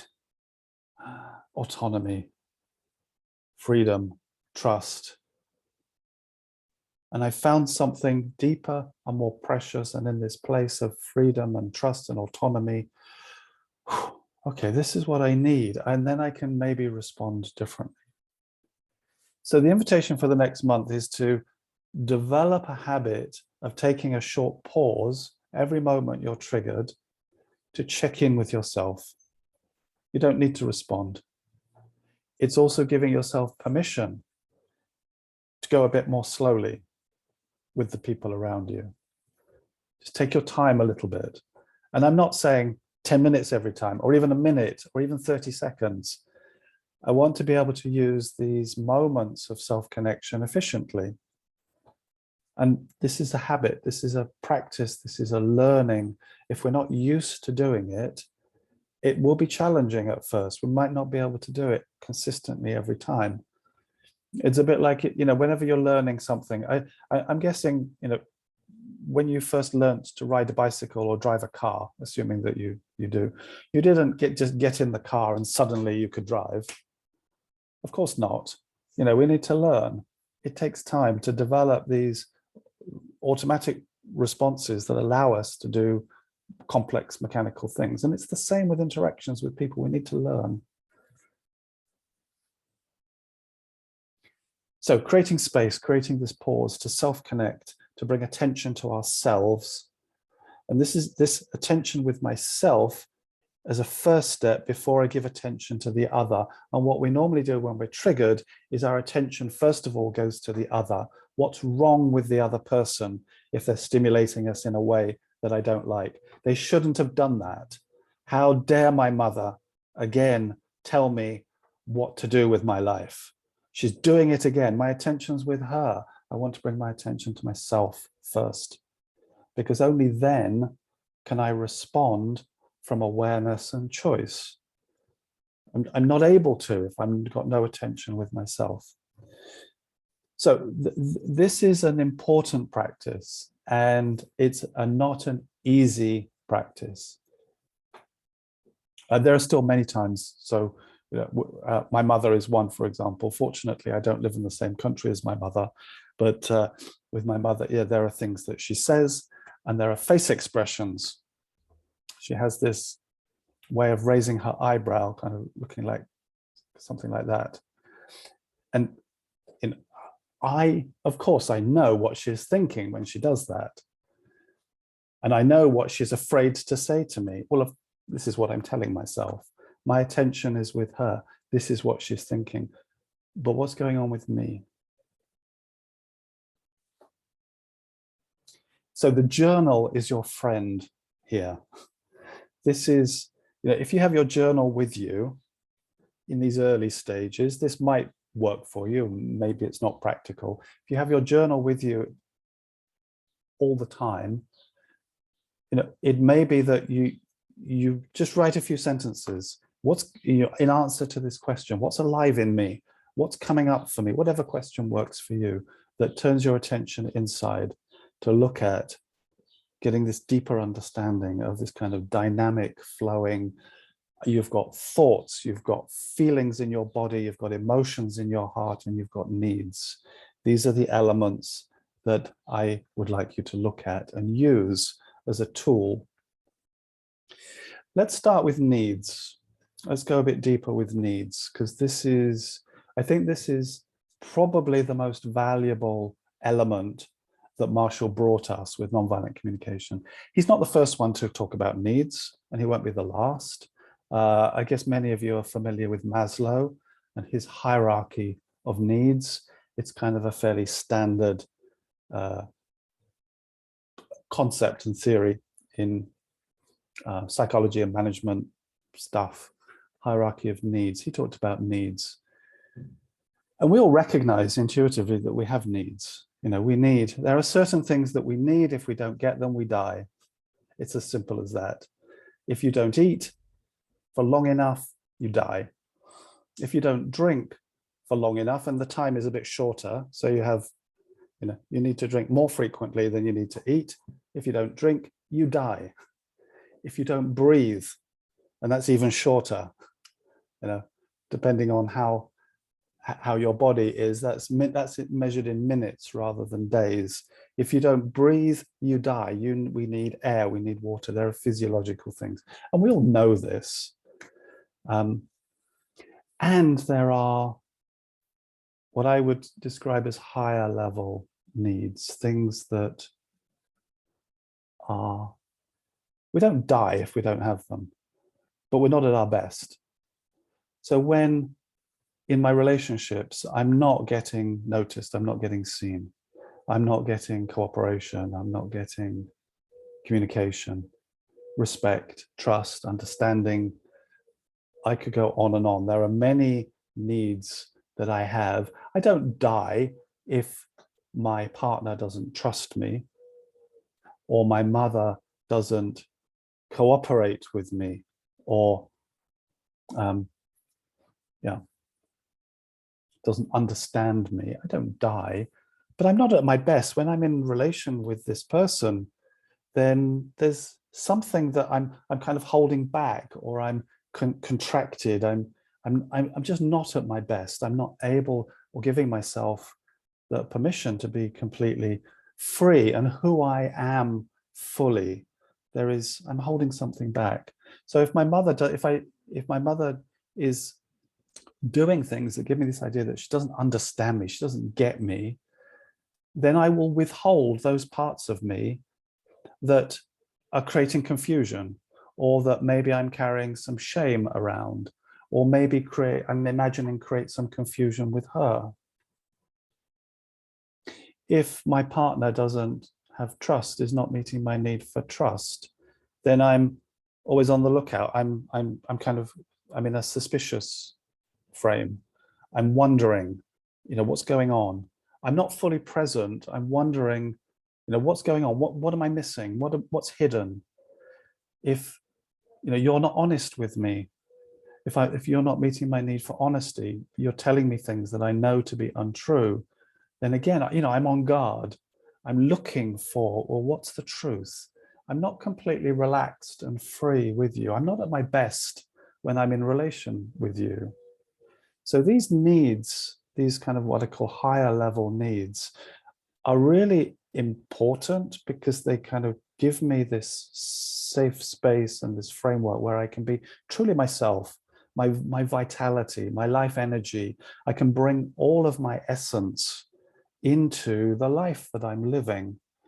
And whenever these needs are not taken care of, I'm somehow diminished.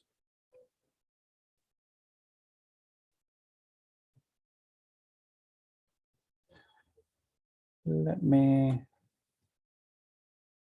put up, I got a bit lost with my slides here. Just one moment. I can screen share if you want. No, I'll get there. Mhm. I'll get there. I'm just clicking lots of buttons on my screen, so I'm not doing it. Okay, I'm nearly there. I'm nearly there. Yeah, here we are. Okay, go You in. can't, you can't see what I'm doing, so you've no idea what I'm arriving at. Yes. So yeah, this idea of needs as being a source of life energy, bringing vitality, abundance, connection. I'm at my best. I'm like in my power when I'm connected with my needs and they're able to live through me.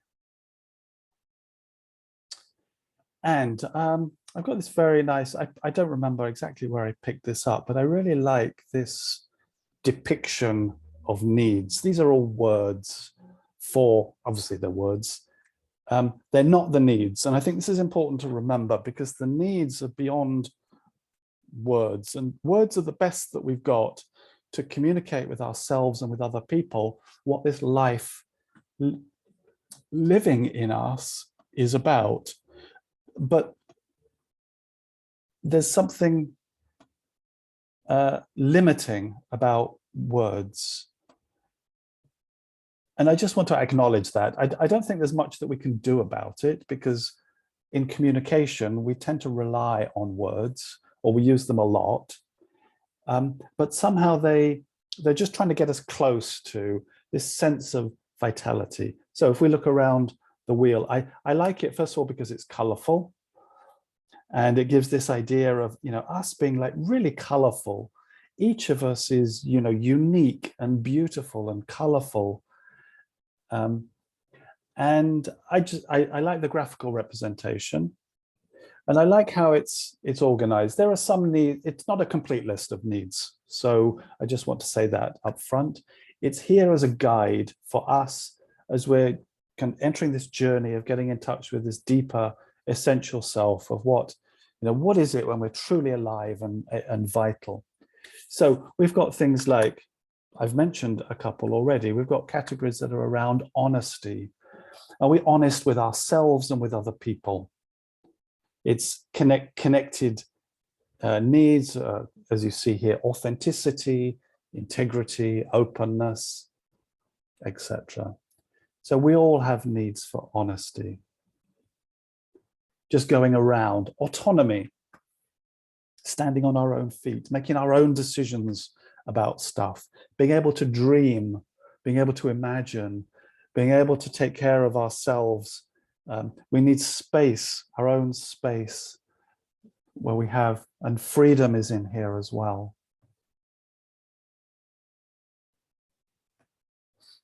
Then we've got moving around, challenge, novelty, play, discovery. We've got transcendence, which is, for me, this is like where the spiritual needs, this sense of meaning and purpose, that we're not just an individual living a meaningless life.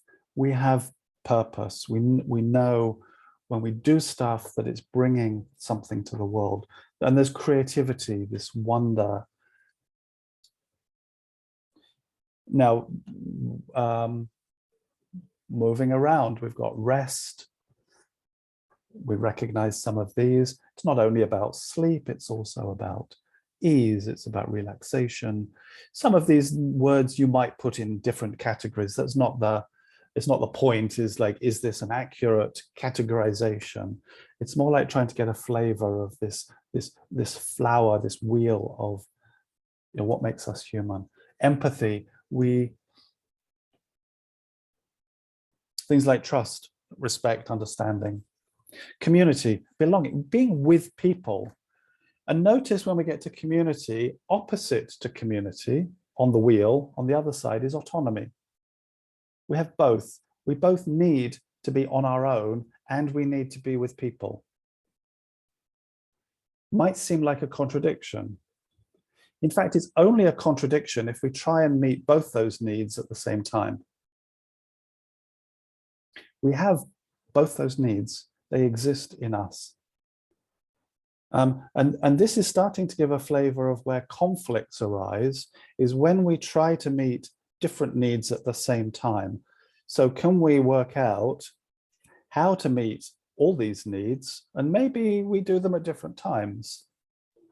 And this is particularly important in relationships when we're trying to figure out how to live together, how to be together. Safety. And again, if you look on the opposite side, we've got this need for challenge and adventure, and that's the opposite of safety. So we carry these contradictions in us. This is another way why I really like this way of presenting needs, is we're carrying all these contradictions. We've got subsistence, which is kind of basic, you know, earth related, you know, the basic functions of being human, you know, the dirty stuff. We need to eat, we need to make babies, we need stimulation, you know, all this stuff which is, you know, in the earth. And then we've got the higher level, reaching for the clouds, this kind of creativity, this wonder, this awe, this sense of being part of something bigger.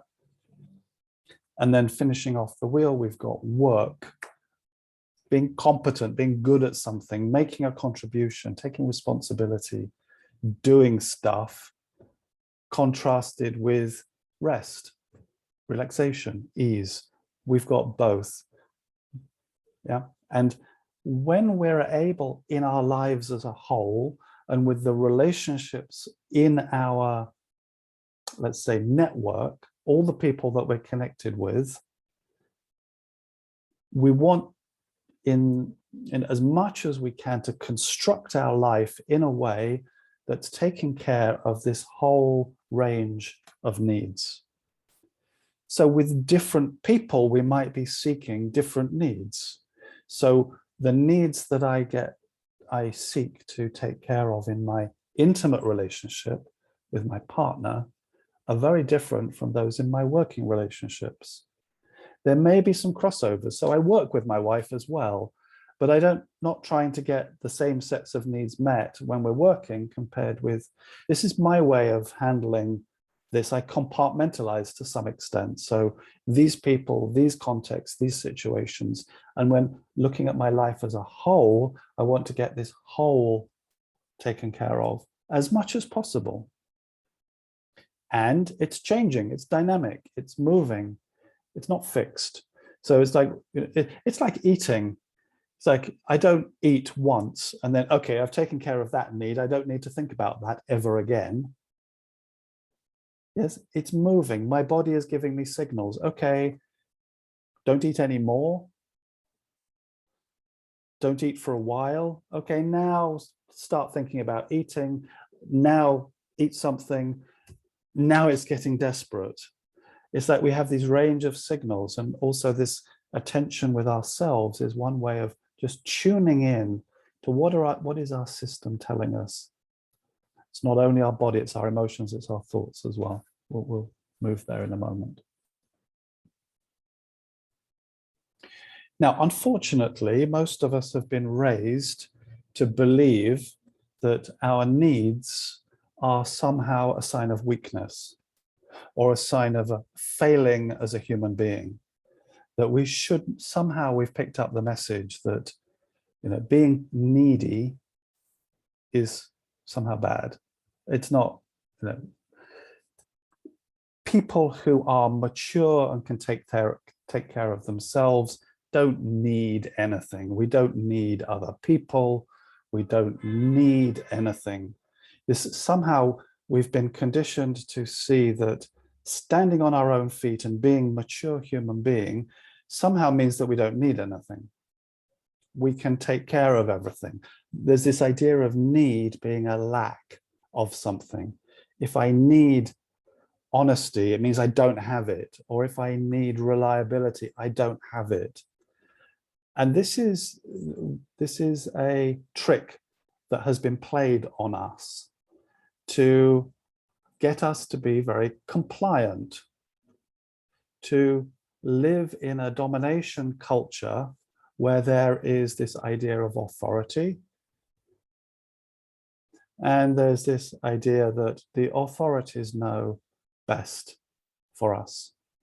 So if you think about your childhood, we grow up with this idea that parents know better than kids. And therefore we need to obey. I was brought up in a culture that was very much on duty, obeying authority, following the rules. Now, what I'm not saying that these aren't important. I'm not, because I think we do need rules to be able to help us, or at least guidelines to function as societies. I'm not saying, but we're as individual human beings, we've been brought up to discount our needs, that somehow it's a lack of something, that we shouldn't ask for our needs to be met. We should rely on the authorities to provide for us, for starting with our parents, moving to our educators, moving to our church leaders, moving to our workplaces. The bosses know best, and we've been domesticated is a good word. We've been domesticated not to make full decisions for ourselves, but to revert to authority. And one of the ways that that's happened is by minimizing needs, the valuing needs. So many of us have grown up not valuing our needs, not valuing ourselves as human beings, as this full, vital, essential, living creature that has so much resources to offer the world. We've had them kind of diminished. Most of us have grown up somehow diminished. And this is a big journey to reclaim our vitality, our humanity. And the needs is one way that we can do it. So this getting familiar with your needs will start. For some of you, it's already started, and it will be an ongoing journey to reclaim your needs. Your needs are important. Your needs are not something that you're missing. They are something that make you human, that is your life essence, that bring you to be your best. And reclaiming them will give you more empowerment, will enable you to live more fully. So noticing your needs, one way that we can get there is noticing when they're not met. So people in our lives will do things, we're stimulated, we're triggered, it will point to a need. There will be a need there, under there. I'm always triggered. Underneath any trigger is a need. So part of your, let's say, homework or your, the learning is about finding those needs. Use your empathy partner for that. Use this. Use various exercises we'll give you, various clues that our systems generate to point to our needs. Because then when we're aware of our needs, we can then make different choices about how to take care of those needs. Because if this person in this moment is not taking care of my need, or I'm not able to take care of my need in this moment with this person, I want to do something different. I want to find a way to meet this need. So I want some choice. What other choices do I have? But we need to get to the needs first.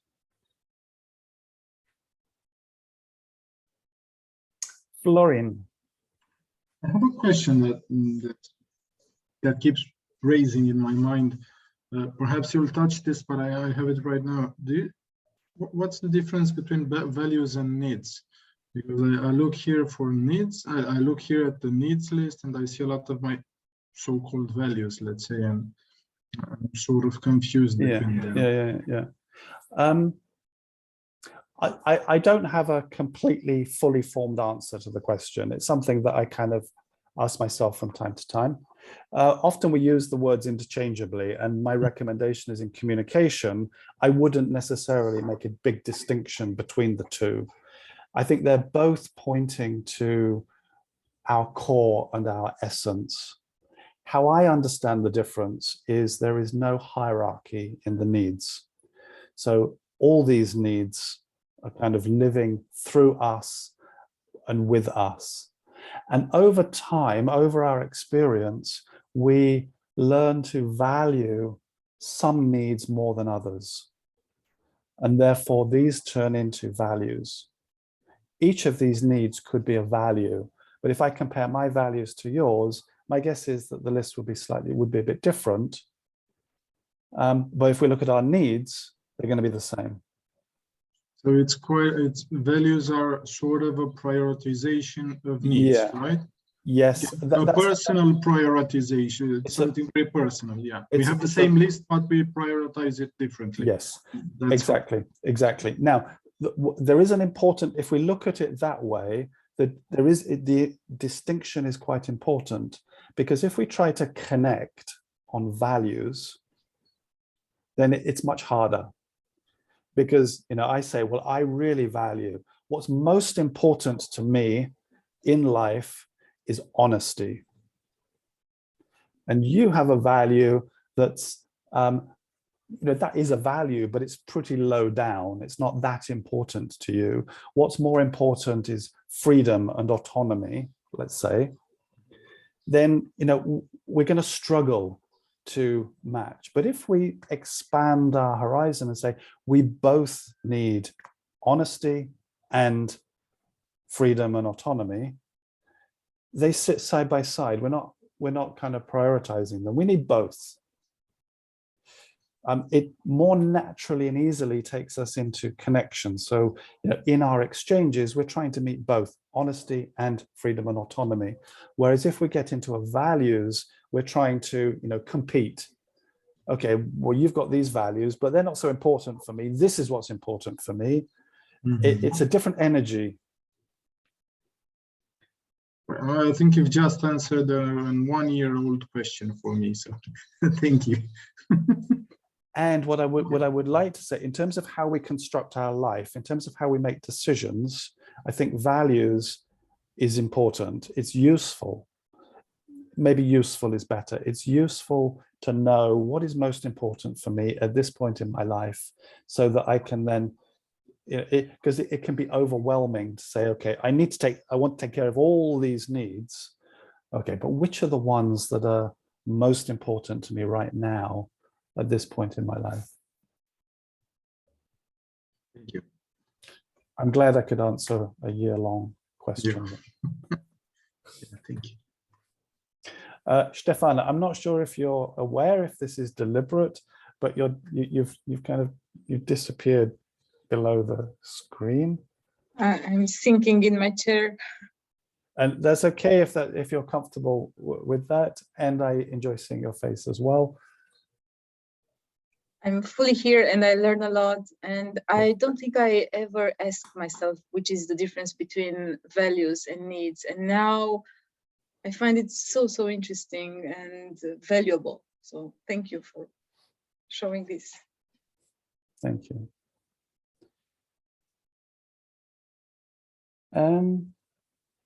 Let me give you Agnes. You're muted. You're muted. Agnes, you're muted. You need to start again. Yeah, of course. I don't know how much time it is to deepen up that thing, or do you have a plan for today? Because for me, We do have a plan. There's quite a number of other things we'd like to do. yeah. At the same time, the way I'm thinking of values are the highest needs in me. Yeah. But in my life, it's a struggle that I kind of wait later. When I do all the things for the others, then I can fulfill the highest needs. So sometimes it's important to figure out what are the highest values for me right now. Yeah. And find new ways, perhaps. And I'm in agreement with you, and it's kind of consistent with where I got to with my musings on it, because I would see, if I'm clear what needs are most important, what are my highest value needs at the moment, then I'm drawn to certain people. I'm drawn to certain activities. I will make choices that are more likely to take care of those needs, because these are the ones that are right now at this point in my life are calling to me. So this is where I would see the role of values, this kind of hierarchy of needs. But if I want to connect with you,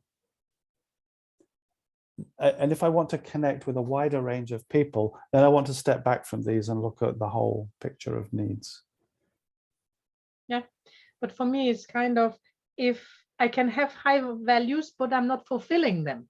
So in that term, I'm not connected to my life force or Yes.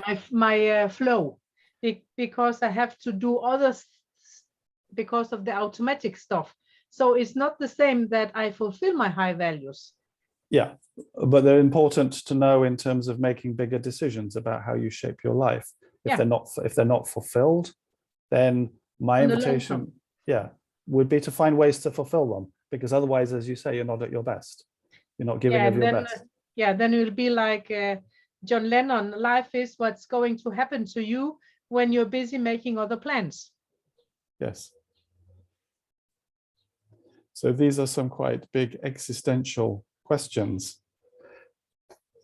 And I'd like to bring it down to earth and to day-to-day stuff, because like the source of this kind of investigation is those day-to-day interactions with people.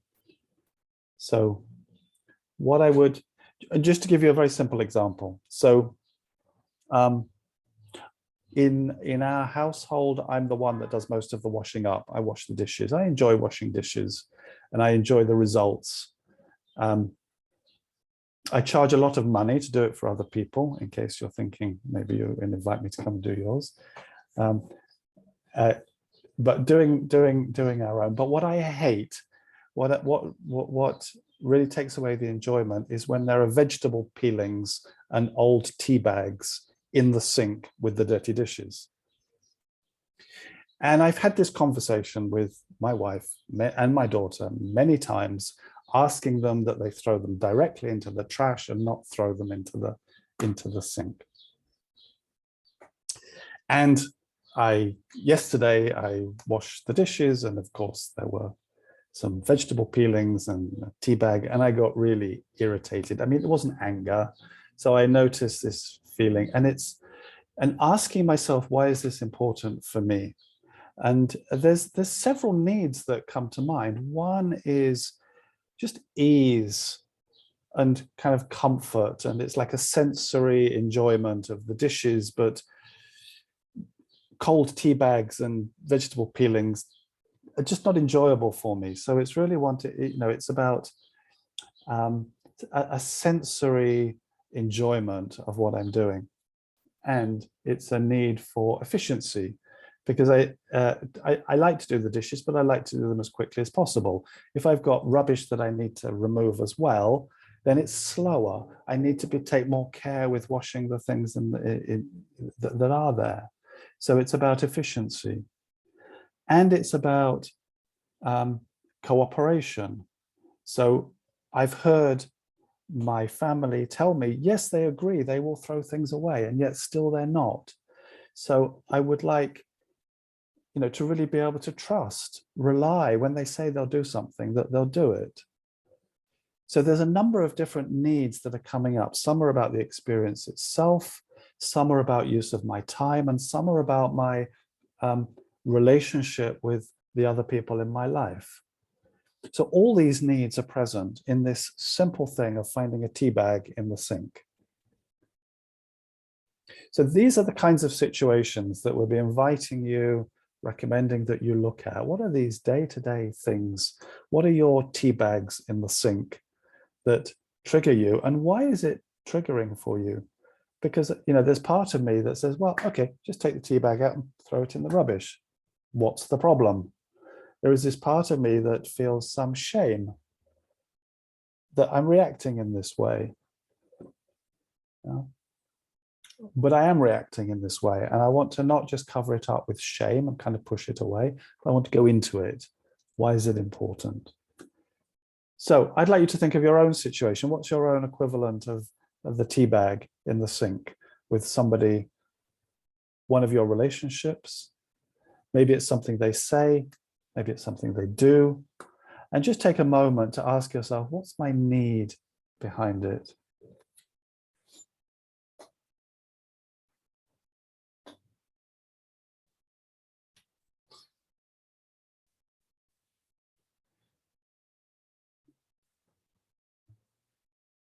And I'd like you to hold on to that, because I'd like to move on and hand over to Juana. How do we know when a need has been stimulated? How do we know what's going on with us that tells us that a need is being activated? So we're going to move to what goes on in our heads first. Juana, can I pass to you? And I realize I've used more of my time than we'd planned. Yeah, I trust that we manage, and we have so many strategies and solutions at our hands in order to cover everything, even if we don't finish in time with everything. Okay, so remember the process that we showed you earlier.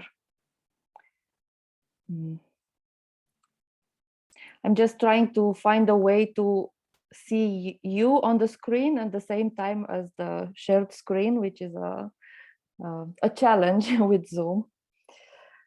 Yeah, so remember the process. The first one, Ian talked about needs for now, which here in this image you see as being the third step of the NVC process. But it's the core step. That's why we wanted to start with it. But now, yes, what is going on for us? What is the trigger that stimulates something in us and shows us that our needs are met or unmet? So what we are going to do first is talk about observation and how do we differentiate it from the story that we tell ourselves and creates itself in our head about what we notice.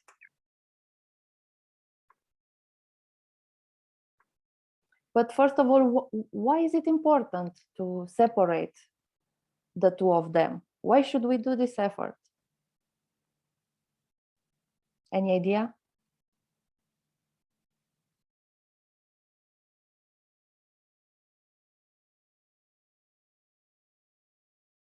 Dan, dacă vorbești cu, if you're speaking to us, you are muted. Okay.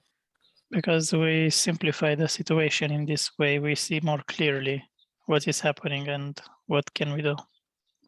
Mm-hmm. Okay.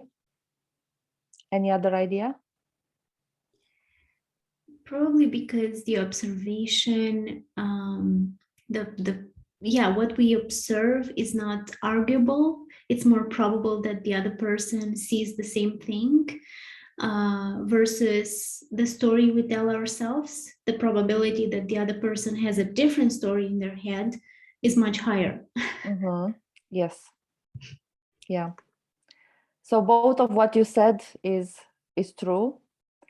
The story in our mind becomes gentler. Have you noticed that many times reality is much gentler than the scenario that we create in our heads? And I see some of you nodding. And at the same time, as you say, Julia, we share the same reality. We watch the same movie. We watch the same scenario. So I don't have my story, I'm in my head, and you have your own story, you are in your head. And at the same time, I want to acknowledge that having evaluations and judgments, it's a very quick and natural process, which is part of our evolution. We need to make an evaluation in a split second. Back when we were living in caves at the beginnings of mankind, we needed to evaluate if there's danger and we need to run from a saber tiger, or if it's okay to eat the berries in the wood. So it's a function of the brain that it's normal, and it helped us survive over our evolution. And at the same time, nowadays, since we don't have saber tigers chasing us anymore, it's kind of getting in our ways into actually sometimes seeing the other person as a saber tiger, right? Like evaluating that they are aggressive towards us and we need to defend, or we are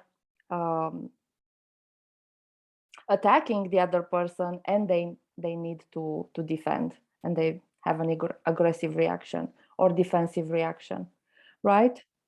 So the invitation in NVC is, yes, we separate the two of them and we take what the story that is running in our heads, the judgments, the evaluations, the labels, the criticism.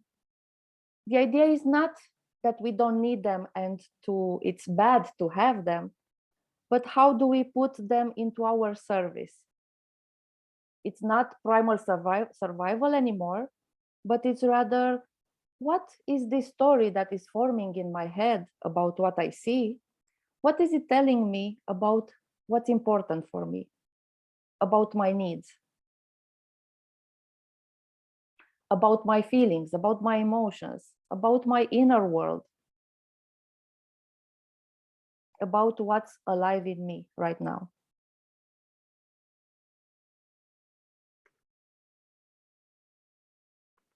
And let's take some examples and just think. So let's take some examples of how we are used to communicate, and probably you are used to it as well. I'm still doing it, so. And just think about what is the impact on the relationship and on the connection in the relationship. So if I'm telling a friend, we have a meeting and they are running late rather than arrive at the time we agreed. You are always late. It's a generalization. Maybe it didn't happen all the time. Maybe it did happen sometimes, many times than I enjoy, but most probably it didn't happen in general all the time.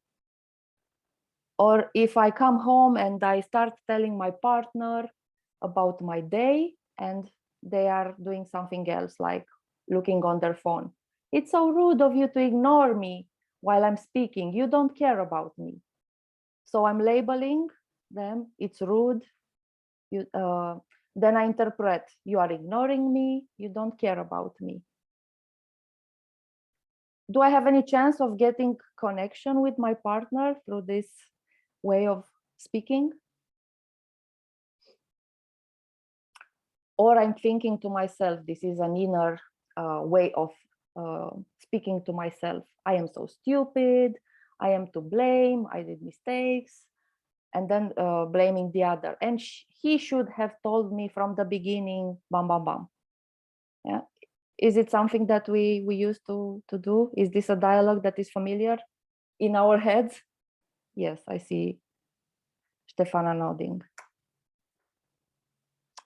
What are the chances of getting connection in the relationship with my friend, with my partner, with myself, when I'm speaking like this? none, or towards none. Okay, how to change them into observations and to separate what I'm telling myself to what I notice. I noticed that you arrived 20 minutes later than agreed, if I tell my friends this. Or I tell my partner instead of, it's so rude of you and you're ignoring me and it's you don't care about me. I notice you are looking at your phone while I'm telling you about my day. I notice that even my tone of voice is slowing down now while I'm reading these sentences. And when I'm talking to myself, instead of blaming myself, I'm so stupid and the other should have done and said and so on, I took a decision based on the information I had in that moment. And I did not get from my colleague the piece of information I needed about the project, let's say. Let's say this is a working relationship. Now, what are the chances of connecting in this case?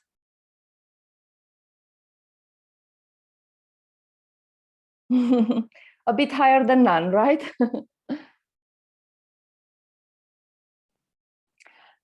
What I want to look at first is also how I feel when I'm telling these words, because most probably when I'm labeling, when I'm generalizing, when I'm shaming myself or the other, or shoulding or have to, I'm not feeling good. I'm not feeling good inside, and I'm not connecting with myself either. So these are what we call connection blockers. When I'm using labels, when I'm using good or bad, so black and white thinking, good, bad, right, wrong thinking. When I'm blaming the other person. When I'm demanding and I have expectations, it's also a should. They should do this and that, or have to. Or fearing a punishment or looking for a reward.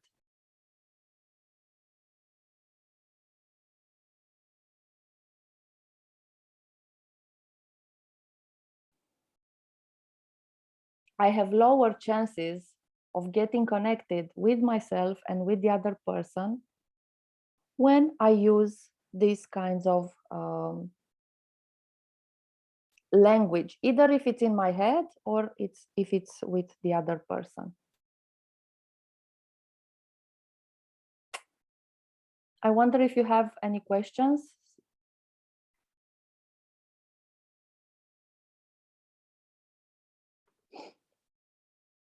Okay. So the idea how to look for observations, to refer to only what I'm noticing. As I was saying earlier, is observation is what I perceive with my sensing organs. What I see, what I hear, what I smell, what I touch. Yeah. Even if it's in my head, so the way I'm talking to myself, it's also something that I'm hearing, sensing.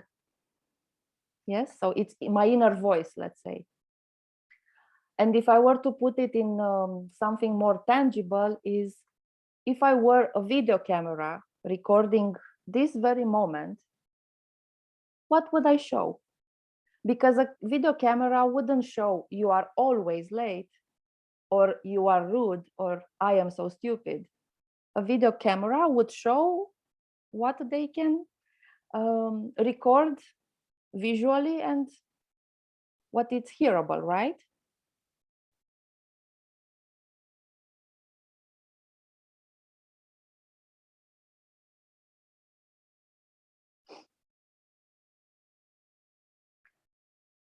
So when you're asking yourself, okay, there are so many thoughts now in my head, this is what I see, but how do I evaluate? how do I differentiate and take out the pure observation out of this, what is happening now? Just ask yourself this question. If I were a video camera recording this moment, what would it show? Even if it's in your internal dialogue. What am I telling myself?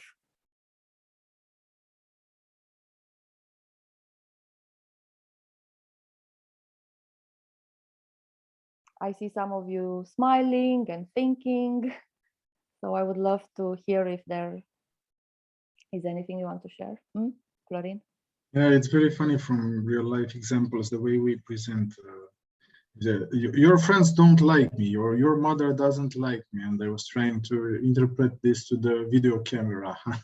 I mean, yeah. Now, restate this through a video camera. I'm already imagining how I could reframe this for me or also to the other person. Now, please describe me the same thing that you think you're feeling or observing. You think you're observing if you're a video camera. In the example that you used, I would use quotes.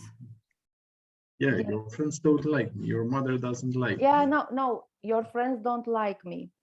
It's when I'm hearing my friends or your friends say a direct quote as much as possible. Now the idea is not to become detectives and look for, okay, so you said that in that moment. It's not about this.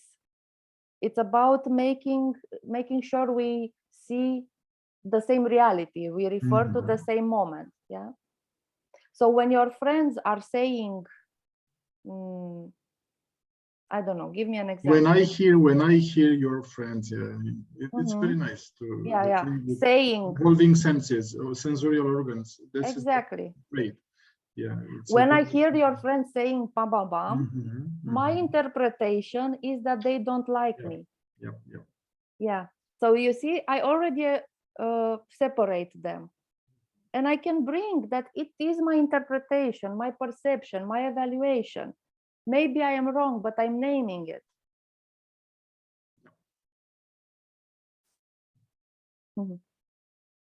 Okay. Does it bring more clarity and even more amusement the way I see it on your face, Florin?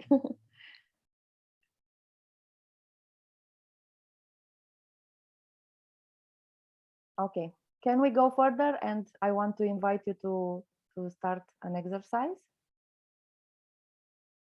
Okay. So Ian already invited you to think of a situation when somebody did or said something that made life less than wonderful for you, like his wife leaving the tea bag in the sink. Does everyone have an example? And I wouldn't take for the beginning the biggest example, like a 10 on a scale of from 1 to 10 of intensity. Take a 6 or a 7. We are still training. So no more serious than a tea bag in a sink. I mean, I know that's pretty serious, but that kind of scale of seriousness. Yes. So think of this situation. And these are the two questions for now. What are you telling yourself that happened? First, name your thoughts, your evaluations, your interpretations, your judgments about yourself and the other person. So first, name, give a voice to the story that is forming in your head, which I remind you, it's quite a normal and natural process. And then what do you notice that happened? What did the other person say or do? A direct quote if it's possible. And I'm going to also start with actually no, for the sake of time, I will not give you an example. But I'm wondering, Ian, in your example, yes, what were your thoughts about? So I saw the tea bag in the sink. And I'm thinking, oh my God, again, she's always throwing her tea bags in the sink. She never throws them in the garbage. So that's the first thing. And then, I mean, she knows that I hate it. She's doing it on purpose. She's deliberately making my life difficult. She doesn't care about me. That's a momentary thought. So it's these kind of evaluations and judgments. She said that she wouldn't do it, and yet here again she's doing it. Like I can't rely on anything she says. It's like these grand statements that I'm making in my head. And then what actually happened was I'm doing the washing up and I found an old tea bag in the sink. Okay. That's the observation. Yes, so please work on your example, write in your notebook. I see some of you already started. And just signal me, signal us when you finished.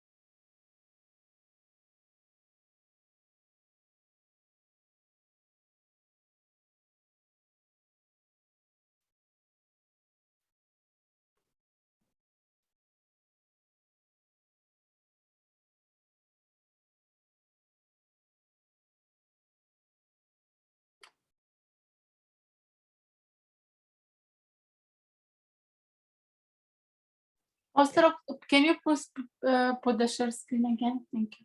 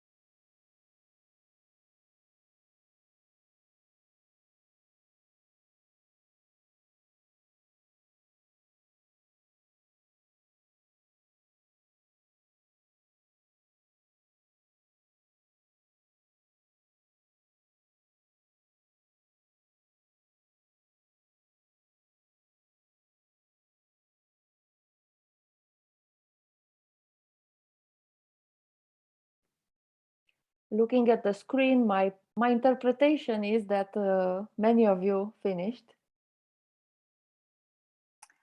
How was it for you to form a pure observation? Do you need any help with it, or maybe you're not sure about it?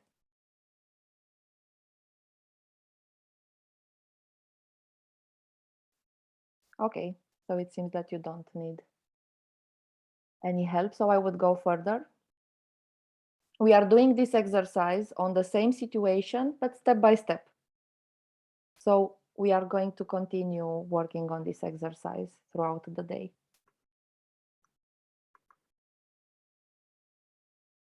Okay, now, what we observe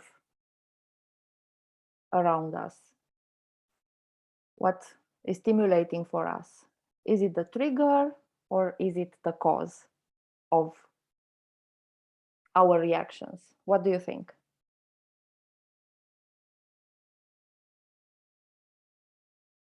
Dan, ești... Is the trigger. It's just the trigger, yes.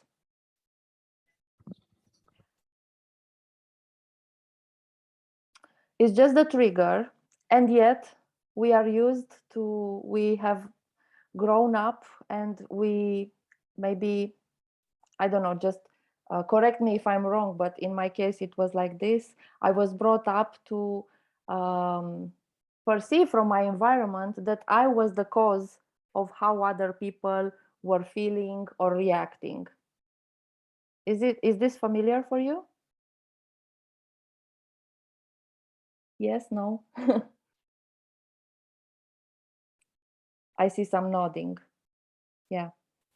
The way people around us, for example, my parents were saying, my mother, I'm very tired and I'm very upset because you don't clean your room. So I was the cause of her being upset. Or my father seemed to be very disappointed when my grades from school were not the highest. So the perception I got was that I am the cause of making my father feel disappointed or making my mother feel upset. And this is a pattern that, of course, came with me over the years, and it still takes practice and awareness in order to get out of this pattern and act differently. But just to make it more clear, because when I thought of this example, the distinction became very clear for me between trigger and cause, and what I observe is just the trigger. I guess you all are familiar with or have experienced heavy traffic in a busy city. Yeah. So even Anna, who now lives near the woods, you said that you lived in Bucharest. So the traffic in each weekday, maybe except for August or the pandemic, in Bucharest, in a capital city, is busy, right? There are lots of cars on the road. And let's say one morning you are in a rush. You really need to get to work at a certain time, at 9 o'clock. Maybe if you have kids, they aren't ready on time, and they don't want to cooperate and put on their dress and get out of the house, or they don't even want to get out of bed. And maybe you didn't get enough sleep the night before. And maybe you have a big meeting today, and it's kind of stressing, right? How do you feel then in the traffic? How is it to be in the traffic? Stressful and for sure not comfortable. Even it might even bring anxiety and even anger sometimes. Come on, it's like everybody's moving slowly today, right? Yeah. And in another morning, maybe you had enough rest, maybe everything was more relaxed. You had a more relaxed morning. Maybe the kids cooperated. They got out of bed by themselves. They got dressed. They brushed their teeth, and you were able to get out of your house at the same time in the same traffic. You are listening to music and you enjoy it. How is the traffic now? How do you feel? Might be even grateful because you're able to hear until the end your music show or the morning program. Exactly. Yeah. So the traffic is the same in both situations. Yeah. This is the stimulus. We are sometimes saying, I got angry because of the traffic, right? What changed between the two situations? The traffic is the same. You got out of home at the same time in a week, during the week, in the morning. What changed between the two examples?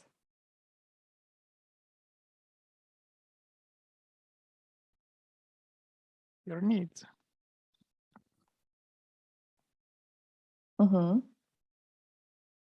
Your inner state, right? Yes. One morning you were already stressed and anxious and in a rush. And another morning you were more relaxed, you were enjoying, you were taking your time. In one morning, some needs weren't met. In another morning, your needs were met, right? So you see, the stimulus is the same, the traffic. And what changes, so it's not the cause, but what changes and provokes, causes your how you feel, it's your inner state. It's your needs being met or unmet in that moment. But how do we get to seeing the needs? We go through the feelings. When I notice something, when I'm telling myself something, when I'm evaluating, when I'm judging, there's a feedback mechanism that my body and my inner world are sending me, just like the lights on the bordul mașinii, how you call it, on the car, that say, hey, look, there's something wrong with the engine or there's something wrong with the car, right? It's signaling that something within you, in this case, the needs, your engine, are met or unmet in that moment. And we firstly feel these emotions, this feedback mechanism through our bodily sensations. My guess is that you know when you are feeling overwhelmed. For example, I feel a pain in the back and heaviness on my shoulders. Does this resonate with you? Yeah. Or when I'm feeling nervous, it's like I have butterflies in my stomach, right?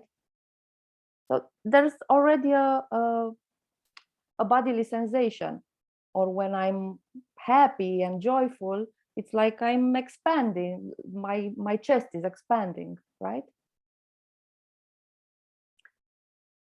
So I have with me this wonderful vehicle, which is the body, which is showing me that something important for me is fulfilled or not fulfilled in that moment. And here are a short list of feelings. And you could see here that we are not putting feelings into two categories, positive and negative, but are rather feelings when our needs are met, are satisfied, which are more pleasant to feel, more comfortable to feel, like joyful, hopeful, inspired, optimistic, thankful, grateful. And feelings when our needs are not met, are not satisfied. Overwhelmed, sad, uncomfortable, disappointed, discouraged, irritated. This is a short list. We will provide you a longer list but it was just for the purpose of giving you some examples.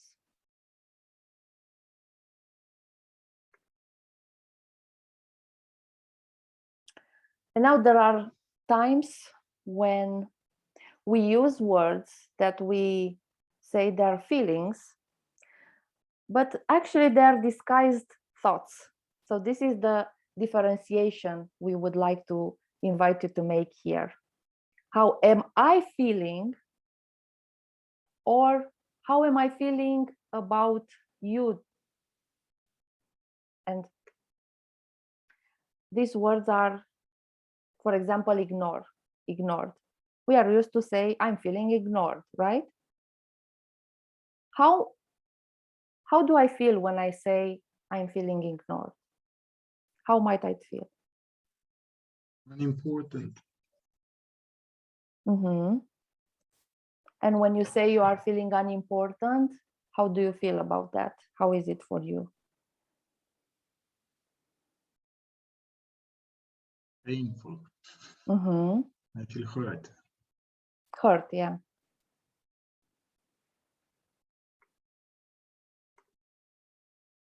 Sometimes it might be irritating. I might actually be irritated, might be frustrated, or I might be relieved when I say they are ignoring me. Oh, I can finally do my own thing. Yeah, I have space and time for myself. But other times when I'm saying, when I'm interpreting, when I'm thinking I am ignored, it might be painful, it might be sad, it might be frustrating. Yeah. So do you see that ignored is about what I think the other is doing? It's not speaking about me and about my inner world. And even unimportant, as you said, Florin, it's not speaking about me and my inner world. How is it for me when I say I'm unimportant? Because unimportant or ignored or criticized is what I think the other is doing to me. How might I feel when I say I'm criticized? I feel criticized by my boss or by my mother, as I said. How might I feel? Sad, scared, Mm-hmm. upset, Yes. annoyed. Mm-hmm. Irritated, yeah. Mm-hmm.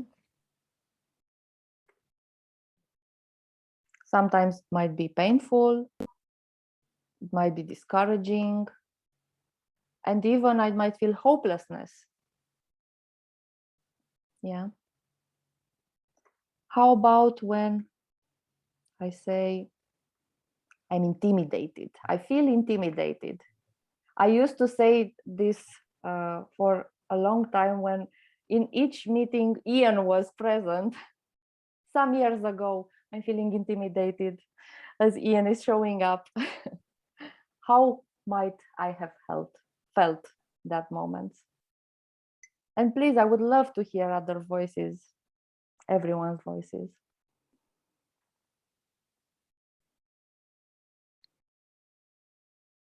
Ashamed, maybe? Mm-hmm. Shamed, yes. Scared? Scared, yes. Confused? Mm-hmm.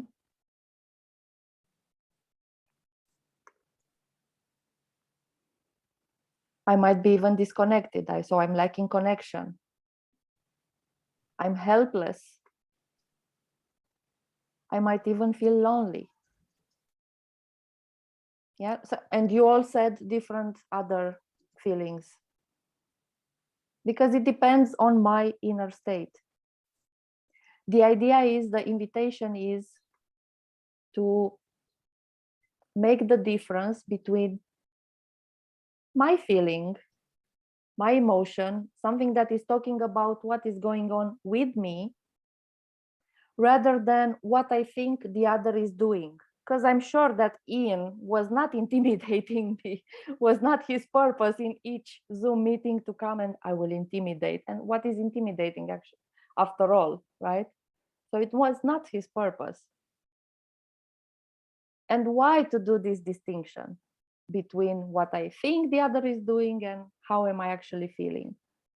Because when I connect on with how I'm actually feeling, for me it was, yeah, it was lack of connection with Ian. It shows me the needs that are important for me, and I have more choice. I have power. I can do something about it. Yeah, it's in my hands, rather than I feel intimidated, so I cannot do anything about it. Maybe just avoid. Yeah. But if I see, hey, I'm feeling disconnected, I'm feeling hopeless, I'm feeling lonely, I might reach out. Yeah, I go to the needs because I need connection, I need to be seen, I need to be valued.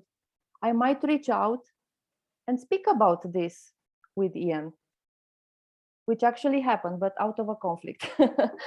But I was just using this example in order to illustrate the why behind making this distinction. Because feelings talk about me, and I want to know me, and I want to get acquainted with my needs in order to have more choice about what to do about them. And it gives me more power. I'm not hopeless, I'm not helpless. I'm waiting for the boss or my husband or my mother to do something and stop criticizing me. Maybe she will always do that. But it's in my power to take care of my needs that are stimulated by when I'm interpreting that she's criticizing me. Does it make sense? Yeah, thank you very much. It really clarifies a picture. Mm-hmm. Thank you.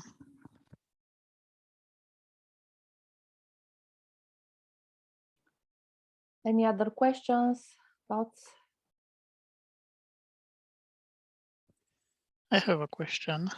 Do you have also the list in Romanian for the needs and the emotions? Yes. Oh, perfect. So can you send also the Romanian layout? Yes, I will make a note to put it on Padlet. Oh, thank you very much. Mm-hmm. And also, do you know or what is a better accurate translation into Romanian for needs, for demands and requests? How do you make the distinction in Romanian? Request is cerință, and Okay. demand is ordin, așteptare, Okay. poruncă. Sunt mai multe. There are many. Yeah. Okay. I find it a little hard to. I know. Yeah. To Get the right fully words. express Exactly. it, yes, as in English, its demand is very clear. Mm-hmm. And Yeah. request, yes. Thank you. Mm-hmm. And Ștefana wrote pretenție, wrote on the chat. Yeah. It's a very good one. Thank you very much, actually. Yeah, yes, thank you. Revendicare. Mm-hmm. Okay, let's move further with the exercise, shall we?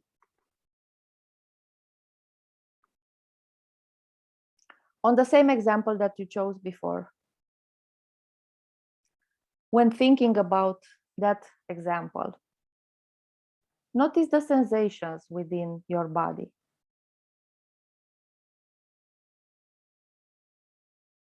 Take a moment and think of the example, and then notice your body. What is, maybe you feel tension in some areas.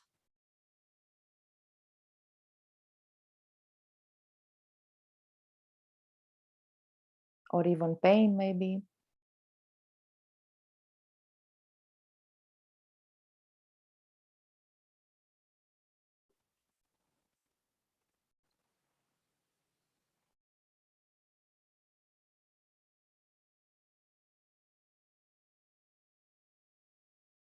And then connect to the feelings that are stimulated in you by noticing what happened. How are you feeling now when you are when you remember that moment.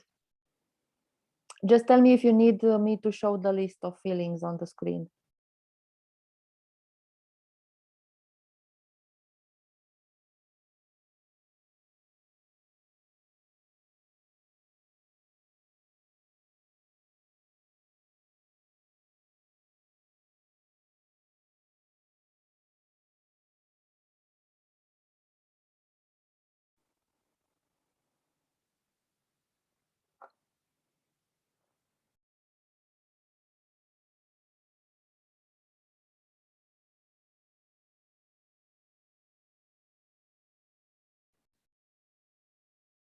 And then after identifying the feelings, go to the needs.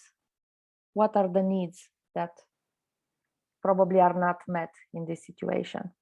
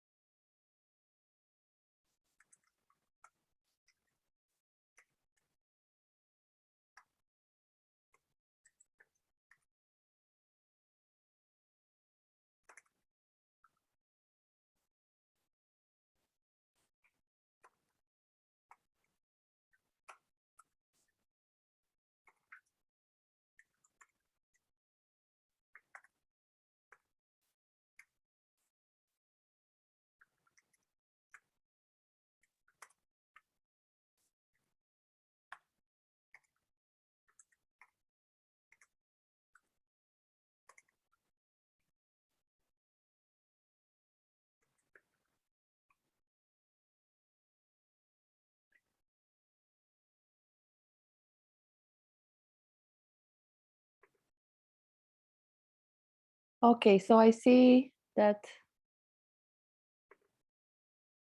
you finished, or if you need more time. I think we need a break now before starting our last hour together. So let's take 10 minutes of a break. Then when we come back, we will talk about empathy and empathy partnership, and probably do a short empathic listening about this exercise. Okay, so see you back at 4 sharp. Thanks.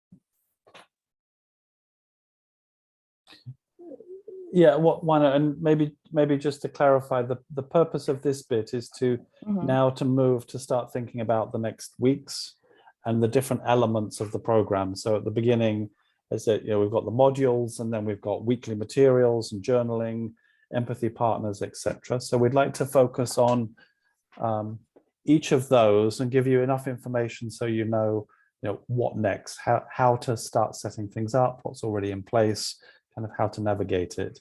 So what we would like to encourage you to do, we'll tell you our recommended partnerships in a moment, but we would like you to start setting up and thinking about your empathy partners and how you can best support each other. So what we would like to do is to demonstrate how not to do it, because there are some habits that I think we all have in terms of we want to support, but often the way in which we try to support people is maybe not as helpful as doing something else. So that's what we'd like to do now. We'd like to demonstrate, and we'd like to have a bit of fun with this as well. So I'm going to share the screen, because what we're going to do is I'm going to listen. I'm going to listen to Juana, who we haven't rehearsed this. So I've asked Juana to talk to me about something that's on her mind at the moment. And we're going to illustrate various things that I recognize in myself that I do, that I'd just like to see what the impact of these are. So I'm going to reveal them one by one as I do them, so you can follow what I'm doing. So Juana, what's on your mind? Yeah. So you remember the other day when we had a workshop in a company, and for me it was the first time, and I had prepared some flip charts, and I put them right at the door, not to forget them when I was going out of the house in the morning. And my husband, who was about to go for a hike with a friend to the mountains, he was very, he was in a rush, rushing us. And at some point, he just got upset and threw my flip charts out of the door and, come on, let's go out of the door. But didn't you tell him how important they were? Of course, I told him 2 times, and he still did that. And he knew about what I was doing. And yeah. But has he done this kind of thing before, where he's just kind of disregarded your stuff? Now I don't remember. He doesn't usually really do that, but So it was like a one-off. It wasn't like a repeated pattern where he's like destroying your property. Well, he does this when he's in a hurry. He has problems with his being patient. Yeah. I mean, Mona is doing that all the time. She, you know what she did the other day? She went through my clothes and decided all the clothes that she doesn't like, and she threw them out. I'm doing that too. But what is I'm doing that too for Chypre, but it's not about this. It was, I thought we are over this period in our relationship. Yeah, but it's about disrespecting your things, isn't it? It's like, throwing them to one side. I mean, it's even worse, I think you'll agree, when my clothes are thrown in the garbage. At least they were just on the floor. Or your flip charts. Yes, I could take them easily, but it was still very upsetting for me, and I really left the house in not a good mood. And you know what you should do. You should lay down the law with him. Say, look, if this happens again, then choose some appropriate consequences. He's going to have to sleep on the sofa, or something. Nah, it's not helping, and I don't want to do that. No, this is not helping me. Or maybe have a special place, that's yours, and that this is but your you don't place, understand that this was my strategy for not forgetting something very important, because maybe I so if you have this special place for things that you don't want to forget, And it's labels. Put a label, because it's, you know, men need labels. Men need labels. No, I don't want to do that effort. Yeah. Yeah, I No. can understand. Yeah, that is quite a big effort, isn't it? It's like, he really ought to just respect, you know, your, because it could have been like really problematic, couldn't it? What if I had thrown up his backpack that he prepared? Yeah, or he damaged them after you put all that work Oh, yeah. into it. Mhm, I mean, yes. that was a lot of work you put into it. I mean, I saw them later in the day. There was a lot of effort in that. Mhm, He could have easily damaged them. yeah. It's very, very thoughtless of him. Mm. But you know, Anyway, yeah, but it wasn't. It's not about the flip charts themselves. It's about yeah. It wasn't nice, and I didn't have the start of the morning that I would have wanted. And but you know, I know Chipri. He's a really solid guy. I mean, and he really cares for you. So I wouldn't take it personally. It's like, you know, it's. And you know, you said it's a one-off, so it sounds like it's, you know, it's not going to happen again, this kind of thing, is it? Anyway, it's not about that either. It's not about that. It was yeah. I wanted some more care and consideration, and not only thinking about Yeah, himself. you poor thing. And I get, you know, it was a really stressful moment, wasn't it? It's really stressful because you were doing this workshop with me, this intimidating guy.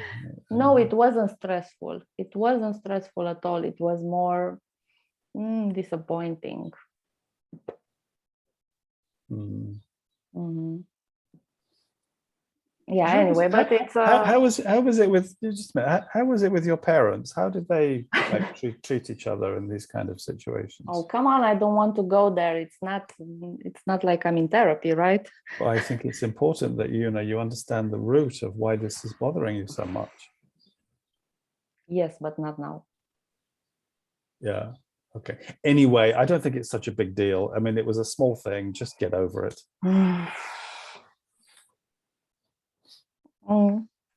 Yeah. Okay. Shall we stop there? I don't think there's any. Yeah, there's no more. There's no more. Yes. Demonstration stop. Yeah. So I'm curious. Did anything?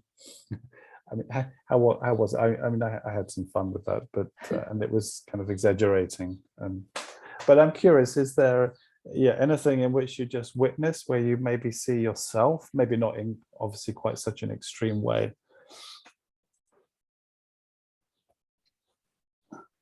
I noticed the idea of reassurance, the impulse to reassure the person, to give comfort, to not necessarily pity, but in that direction, like it will be okay, something like this. And that was really something that is some food for thought for me to put this so clearly. Thank you. Before sharing any other reactions, I just want to share how it was for me. Yeah, please. Yes, because what I noticed is I got, let's say, 90% disconnected on how it was for me in that moment. And I was mostly in my head to answer your questions. And they were disrupting. And at some points, yes, I got to the needs. I needed respect. I needed care. But as I said, 90% of the time was, and even irritating. You were interrupting me all the time. It wasn't something that I needed. I needed just to be heard firstly, and then. And I noticed you kind of gave up at a certain point. You kind of, yeah, so yeah. I was needing to work a bit harder to get you to speak. Exactly. I think I said many times, well, anyway, it's not important. And what my thought was, and I didn't rehearse this with you or with myself before, was, there's, I don't want to make this effort in this conversation anymore because I'm not getting what I need. Yeah. So I would rather just, you know what, anyway, let's change the subject because I'm not getting anything. Wasn't helpful. Any other reactions? Because we'd like to do it again, just a short bit to maybe an alternative way of supporting each other in these empathy partnerships. But any other reactions? Actually, what you said now, Juana, that you're at some point you just wanted to give up and say it's okay, I don't want to talk about it anymore, actually clarified something about a relationship of mine where I was wondering, what am I doing wrong? Because we could not connect. And usually in the conversations with that person, I had the same feelings like, no, let's change the subject. I don't want to go there anymore. Yeah, thank you. Yes. And you can imagine that with some deeper and more painful stuff or vulnerable stuff, it's like, okay, I'm not doing that, never again. I'm losing trust and hope completely. Yeah, thank you. And I want to kind of acknowledge and name that there's a positive intention. I genuinely had a positive intention. There were two things going on for me. One was, yeah, I wanted to offer something, you know, to like, I'm sitting here, I'm listening to you, you've got a problem, I want to support. I want to, you know, make you feel better, the reassurance, the sympathy, or I want to offer some practical stuff that, you know, you that will help you solve your problem. So I was seeing you as a problem. You have a problem. And yeah, so there's a positive need here that I'm trying to meet. There's a positive intention. It's just my way of doing it is not what you need, is not supportive. And the other is, there was a point where I said, I really don't know what you're talking about. So I'm feeling some discomfort, but I need to say something. So I'll sympathize. Yeah, it sounds really difficult, or, you know, it's no big deal. But I didn't really have much connection with what you were talking about because I wasn't really listening. You know, I knew it was something about flip charts and Chypre and yeah, but yeah, I wasn't listening deeply to really connect. I wasn't able to offer something that I was really confident that this is going to be useful. So let's do it again, briefly. Juana? Oh, something on your mind, Juana? Yeah, so the other day when we had the workshop in that company, I let my flip charts at the door, not to forget them. And Chypre, who was in a rush to go to his mountain hike with his friend, he just take them and throw them. Well, not to really throw them, but put them on the side in a more aggressive way. And that was, I didn't like that. I immediately judged him. Oh my God, he's always having trouble with his patience. He's never patient and he's only thinking about himself. And it was very important for me. It was my first workshop in a company, and it's such a huge step for me and for us and for our business together. And I would have liked more care and more consideration, maybe. Yes, consideration, but it's not so important. I know he has consideration and respect for my work, but more care and more thoughtfulness.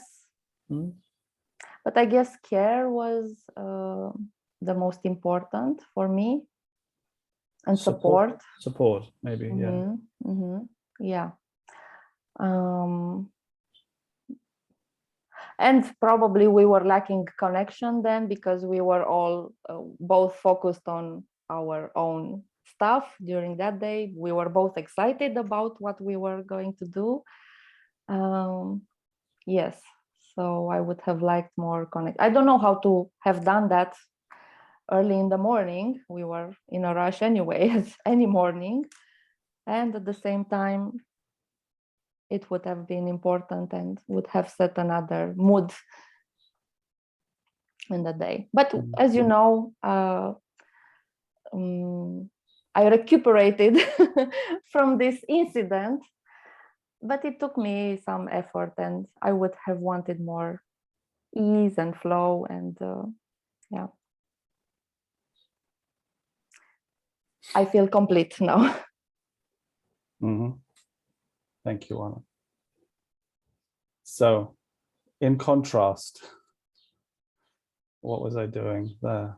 What did you what did you notice was different?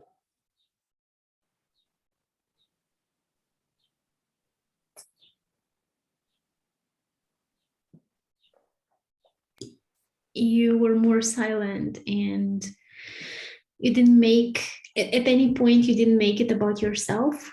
It was only about the person that was talking. It was only about Juana.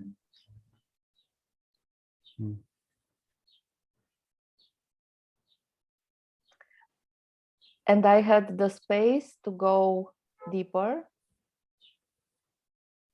and to go deeper to more needs than care. And actually, firstly, I was thinking about support, but it wasn't about respect and consideration. But it wasn't about respect and consideration. It was about care, and more, even deeper for myself, it was about ease and flow and space, but also connection.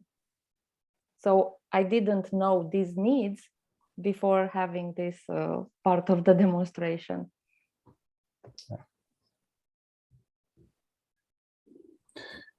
In fact, the only thing that I did was to name a couple of needs. I think maybe 2 or 3 needs. And actually that there were more needs, but the minute I was kind of connecting with a need, Juana was saying it. So there was there was no point in me kind of then saying the same thing that she'd said.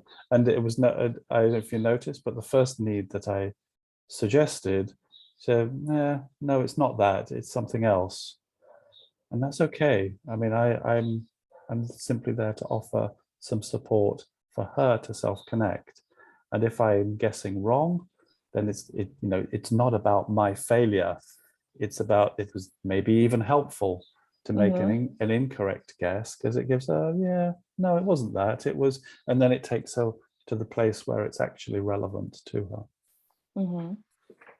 So this is the kind of support that we would like to suggest that you start to practice with your empathy partner. This mainly silent giving space, and if it's helpful, suggesting some needs that maybe you're hearing or not. So I'm perfectly, my default in listening to people is not to say anything. Until there's a moment when I'm invited to say something, either directly, could you tell me, or it would be helpful if you could tell me what you're hearing or some advice, or through some non-verbal, so some face expression.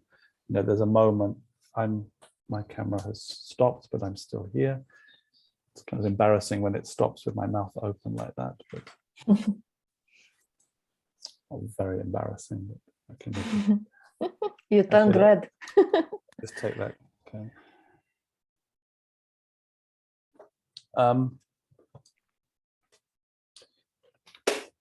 Yeah, so this is the kind of support we would like you to be working with, is this mainly silent, giving each other space, and really to see, as we did with Juana, when we give space to other people, when we're attentive to them, we're really listening to them, we're with them, and maybe from time to time some verbal support, whatever they need. It's probably the greatest gift we can give to other people, is this quality of attention, this space. And this quality is what we call empathy. our definition of empathy. We'll explore empathy later on in much more detail. So we'd like to tell you who we recommend is your empathy partner for the program. We'll check in with you next time. Is it working? Do we need to make some adjustments? Because what sometimes happens is that you're with somebody and you just can't align your schedules for whatever reason. You can't align, so it's really challenging to meet. And then we can find, maybe we can reconstitute, and maybe there's somebody else who's also struggling and they would be a much better fit. But we'd like to start with these pairings.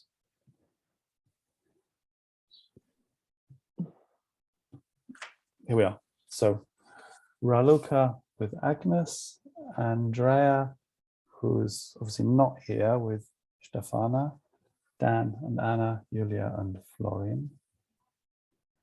And we invite you to, and we're going to put you in a breakout room with your partner. And Stefana, maybe you stay with Juana and I, and we can do something else. And take 10 minutes in total. And what we'd like you to do in that 10 minutes, do two things. First of all, just have a moment of checking in with each other, maybe based on that previous exercise that you did, where you were working through a situation. What came up for you? What insights did you have? How was that for you?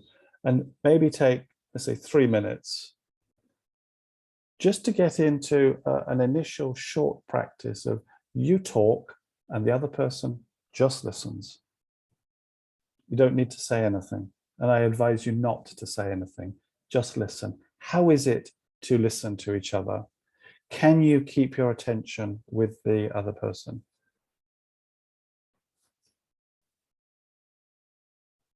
And then change over. So then the other person talks for 3 minutes and listen, and then take a minute or two just to debrief together. How was it to listen to each other as a first small step into starting a relationship, starting this kind of empathic, supportive kind of relationship. And then use the remaining time to look at your schedules and agree when and how you'll connect first. So our recommendation, as we've said, is 1 meeting every week. I would suggest somewhere around an hour. That might be too long for some of you, but make the appointment, book the meeting, and how are you going to talk? Is it on WhatsApp? Is it on Google Hangouts? Do you have a Zoom account? Something else? Just so you've got that very practical details in place when you leave here today, so that okay, next Wednesday at 6 o'clock, we've got this meeting on Zoom, and I'm responsible for sending the invite. Just so you've got that very basic, first point of connection. And then at the first meeting, when you meet, ideally, this coming week, you then start to work out, okay, what's the schedule that we can set? How far ahead do we need to set meetings? Is there a regular moment every week? Is that too much? Maybe our schedules don't align so easily. Okay, so we'll put I created the breakout room. I saw that you were doing something, and I assumed that's what you were doing. So we're going to put you in the breakout room with your partner to, just make this first move to this supportive relationship. And I just want to say that with these relationships, from previous extraordinary relationships, many of those relationships are still alive today, even 4 or 5 years later. So this could be the start of a beautiful friendship, a beautiful supportive relationship. I personally have 3 empathy partners, and my wife, so 4, I could say, that we meet regularly. It's an invaluable practice, and I hope you experience the same over time. Okay, so see you back here in 10 minutes, and then we'll go through the remaining bits. Stefana, you come back to the main room. You will be in one room, but you come back.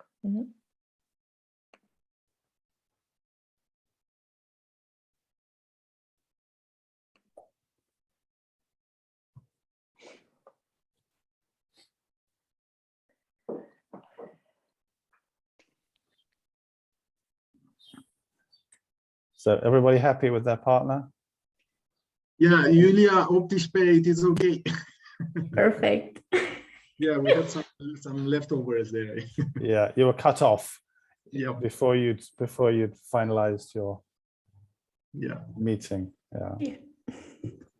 So can we have the phone numbers and all the details that we can? Well, everyone's on the WhatsApp group. Okay, that's true. No, not Yeah. really. I'm only looking if somebody say, because I have to open another telephone. I don't have it Yeah. on my telephone. So mail, Facebook, Messenger, much better. So Agnes, what we'll do is any important emails, so anything about the modules or about the weekly materials or meeting times, we'll send email and on WhatsApp. And you will be missing out some discussion on WhatsApp where people tend to share, experiences and what's insights and inspirations. And some music. And some music.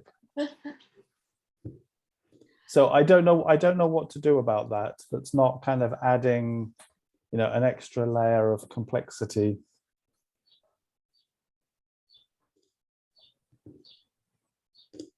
Yeah, I'm just acknowledging the limitation of my creativity here.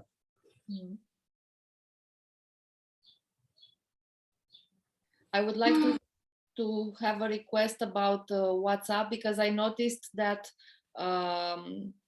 for some of you it's only the number, it's no name. So maybe you change that in the WhatsApp settings, or you just drop a message on the WhatsApp. This is Florin, this is Raluca.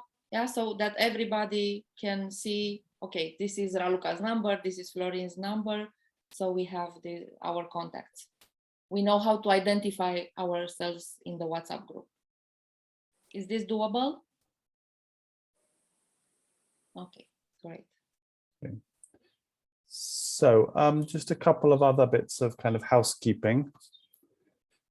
So I would like to, for those, I'd like to show you the Padlet, because this is our main kind of storage place for the course. So when you open the link, this is what you'll see.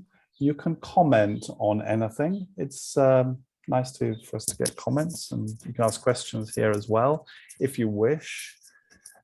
It works in columns. So for each element of the course, there'll be a column. So what you see here is general materials on the left, and then we'll add in. So the moment I've put a column for the module 1, there's a typo there, I noticed. Understanding your triggers. So we'll put in here the video of this session, the slides and the readings, the parable and the poem that we read at the beginning. So that all the materials will be here in this column. And then when we get to week 1, which will generally be on a Monday. So next Monday, we'll send the first email with materials, and we'll put a link to, if it's a video, we'll put a link in the email and attach any exercises in the email, and they will also be here. Okay, so you can watch the video in Padlet if you want. So it's like a dashboard. Everything is in one place here. You can open let me show you. So I've already populated the general materials. So here you've got an overview of the program. If you click on it, it opens in a separate window. So you can see it in more detail. And here you can download it, you can print it. So you can access everything and see everything from here. You don't need to download it. You can print it directly from here, for example. What I've also, let me show you what I've also put. You'll see there's a sidebar. Each column has a sidebar, a scroll bar, rather. What's this doing? This is the wheel of needs. I've put it in here. I don't know why it's, oh, here we are. I've put it in English and in Romanian. for the Romanian speakers. There's a list of feelings in English and in Romanian. And then there are some, this is an introduction to nonviolent communication with exercises. Mainly what we've done today, going into a bit more detail, maybe a slightly different flavor with exercises and kind of self-check kind of quizzes. So if you want to go back over the basics, then this will be a good place to start. It's about 12 pages long, so it's not like a really thick volume, but that might be useful. And then we've put some guidelines in here. So for example, there's guidelines for empathy partners. So here there's some text and some suggestions about how to structure a meeting, what to do with the time, the purpose of it. Similar for the journaling, some guidelines for journaling. In here, some ideas about how to do that. And there is also some general ideas about the learning philosophy that we're working with here. So there's some questions in there. It's like a self-coaching document to ask you some questions, to think about your relationships, think about your learning objectives, and how the methodology fits together. So this will build up over the course of the 6 months. This will build up. So there'll be videos, articles, exercises, all in one place. Okay. I've put the link now to here into the WhatsApp group in the description. We'll remind you of it from time to time in the emails as well. If you lose the link for whatever reason, just let us know and we can send it to you. So that's the Padlet. Two other things. We will send an email with the first date for the first coaching circle. Juana and I need to have a more extensive conversation about how we want to operate these, but in the next couple of weeks, there will be a coaching circle, a practice group, support group. We haven't really figured out the best name for it. It's a mixture of different things. So a meeting, which you're invited to. It's not kind of a core part of the program, but you might find it interesting and useful to kind of learn from each other and check in with each other. And then the one-to-one coaching, we'll start those after the second module. So a meeting either with Juana or myself. If you want one earlier than that, don't wait to hear from us, but contact either me or Juana, whichever you're more drawn to have that one-to-one meeting with. So maybe something comes up in the next weeks and you think, oh, could really do with some support here. I could really do with some support from Juana or Ian. Just contact us. We'll respond. We'll find time for the meeting. Okay. Yes, Agnes. Is it possible to have the date of this 1.5 meeting, because I'm scheduling clients and I would be so sad not to join you and also sad to cancel clients. Is it possible just to have one of them? Right this moment, no. But on Monday, we plan to fix it and communicate it. Is that okay for you, Agnes? Does that work? I hear you'd like it sooner rather than later. Can you live with it on Monday? Yeah, but I have been working, so I'm scheduling the clients that didn't have me for 4 months.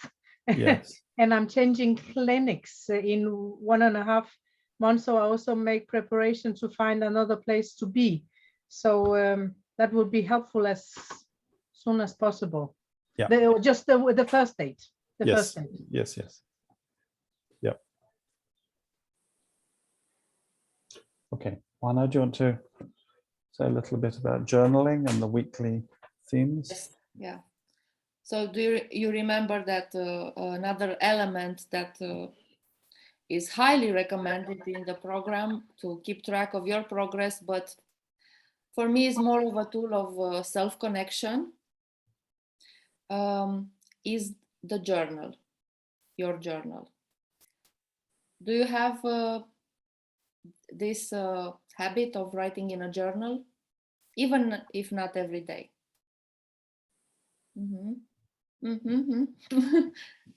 Okay, so most of you have, so I'm done. Yeah. I actually done some research about journaling, and I was surprised to see that there are actually scientific studies that start even from 1986 about the effects of journaling or expressive writing. I will mute you as, yeah, okay.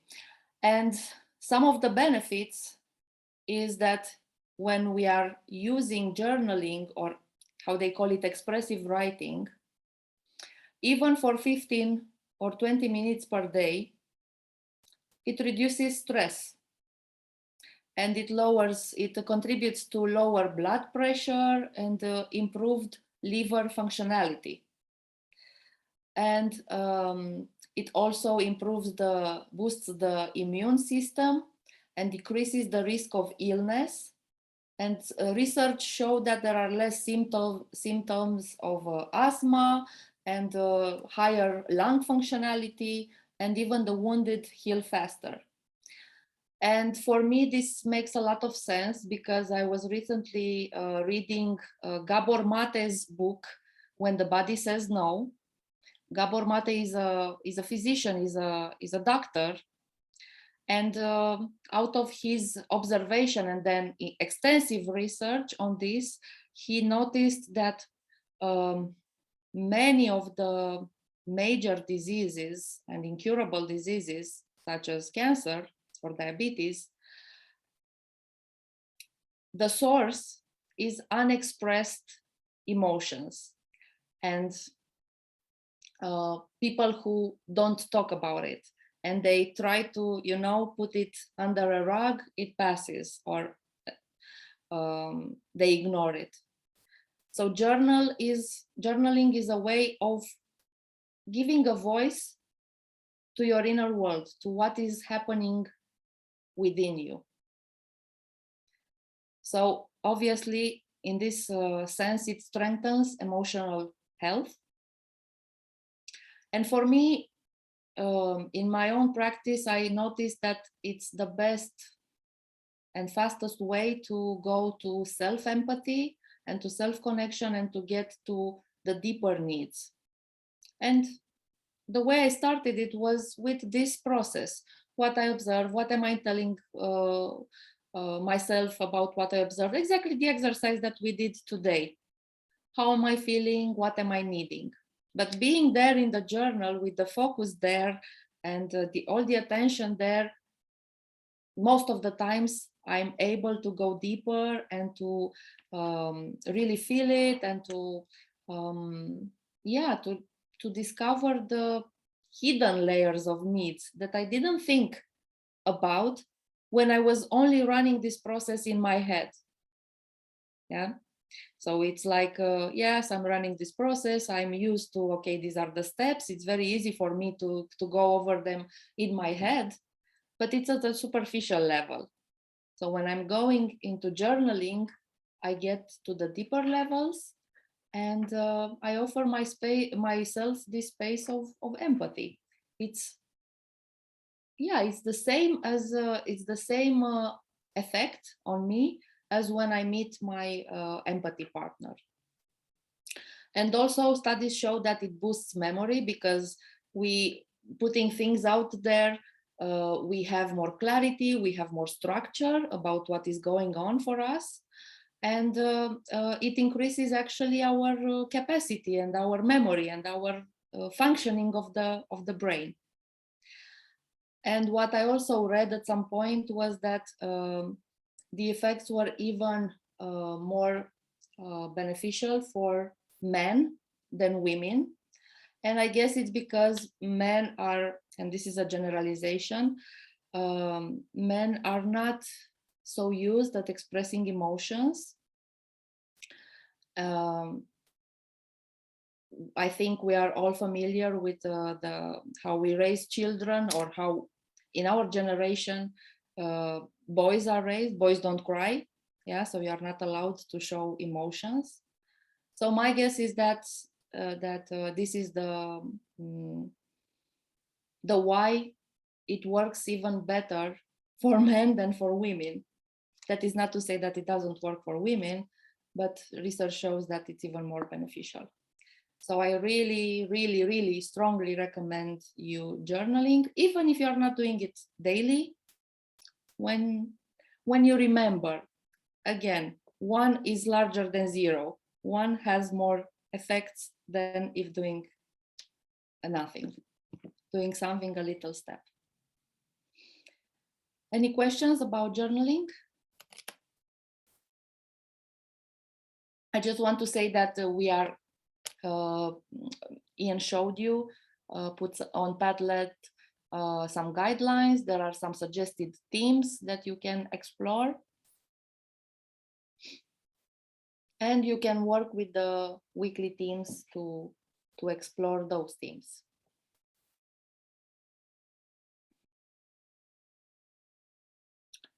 Okay, so if there aren't any questions, I want to say that the next weeks, the next 5 weeks, these are the weekly themes. So on Monday, we'll provide a short video on what are all these tools that we talked about today and how to use them. So about journaling, empathy, partners, coaching circles, and so on. So there are guidelines and recommendations. It's a very nice video that I made. I'm proud of it. Then week 2 is understanding our triggers. And it's a video that Ian prepared, talking more extensively about triggers.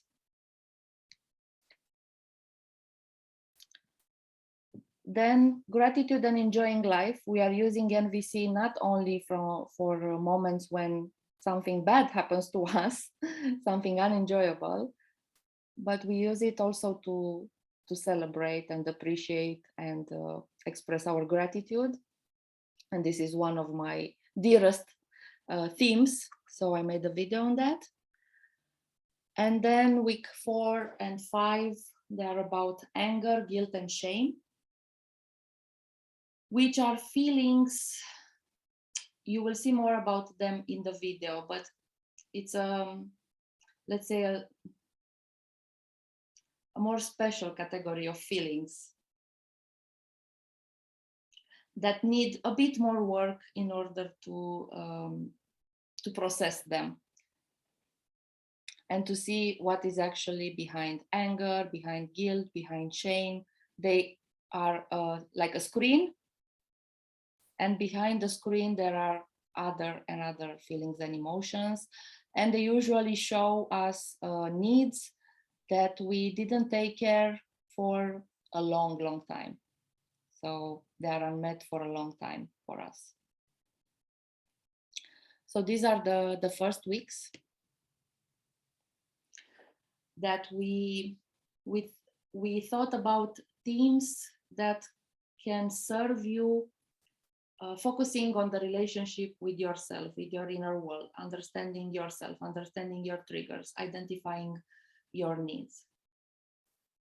And if you have a special request, please drop us a message, and we can think about a video or an article on that request that you are sending us.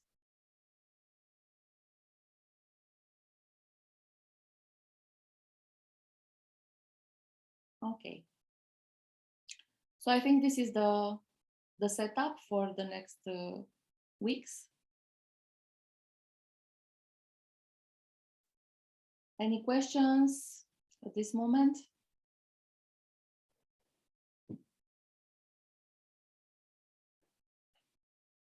If not, I would like us to have a round for closure. We still have 3 minutes. We usually, it's usually very, it is generally very important for us to keep our word about the time we finish the workshop. So we usually finish on time. maybe you can say one word about your needs met or unmet in this moment after our first day together. And if there is more than one word that really, really, really needs to be voiced, then it's okay, up to 3 words.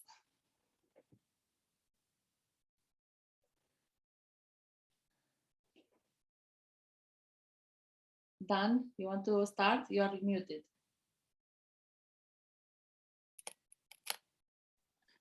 Curious and enthusiastic. Mhm. For me, it's joy and connection.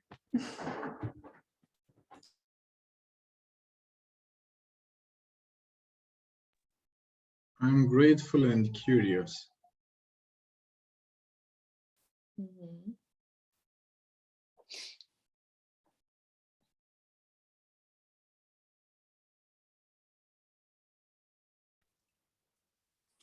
Curious and uh, not anxious, nerăbdătoare. I don't know how to. Eager. Eager. Mhm.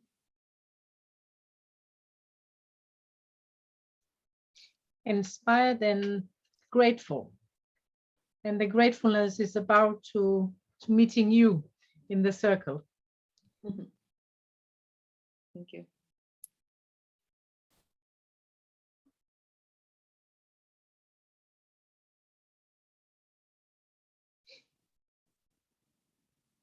Connection at the level of our hearts.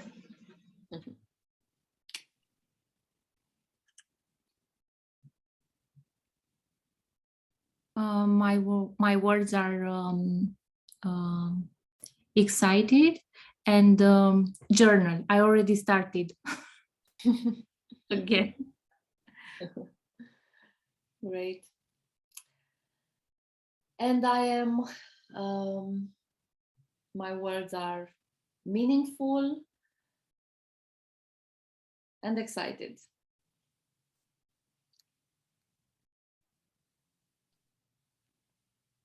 One, my screen froze, so I didn't hear the second word. Excited. Excited. Mine, full and hopeful, kind of optimistic. It's yeah, Mhm. like new growth, something like that. Yes. Yeah, so happy we started this journey together. You chose to be here and with us and with yourselves and with everybody. Thank you for this first day, for all your questions, your insights, your questioning about what we say, what we are saying. And keep in touch via WhatsApp, email. Let's make that group effervescent and keep it alive for as much as you feel. So, yes. Thank you all. Enjoy the day, the weekend, and we'll come back to you on Monday.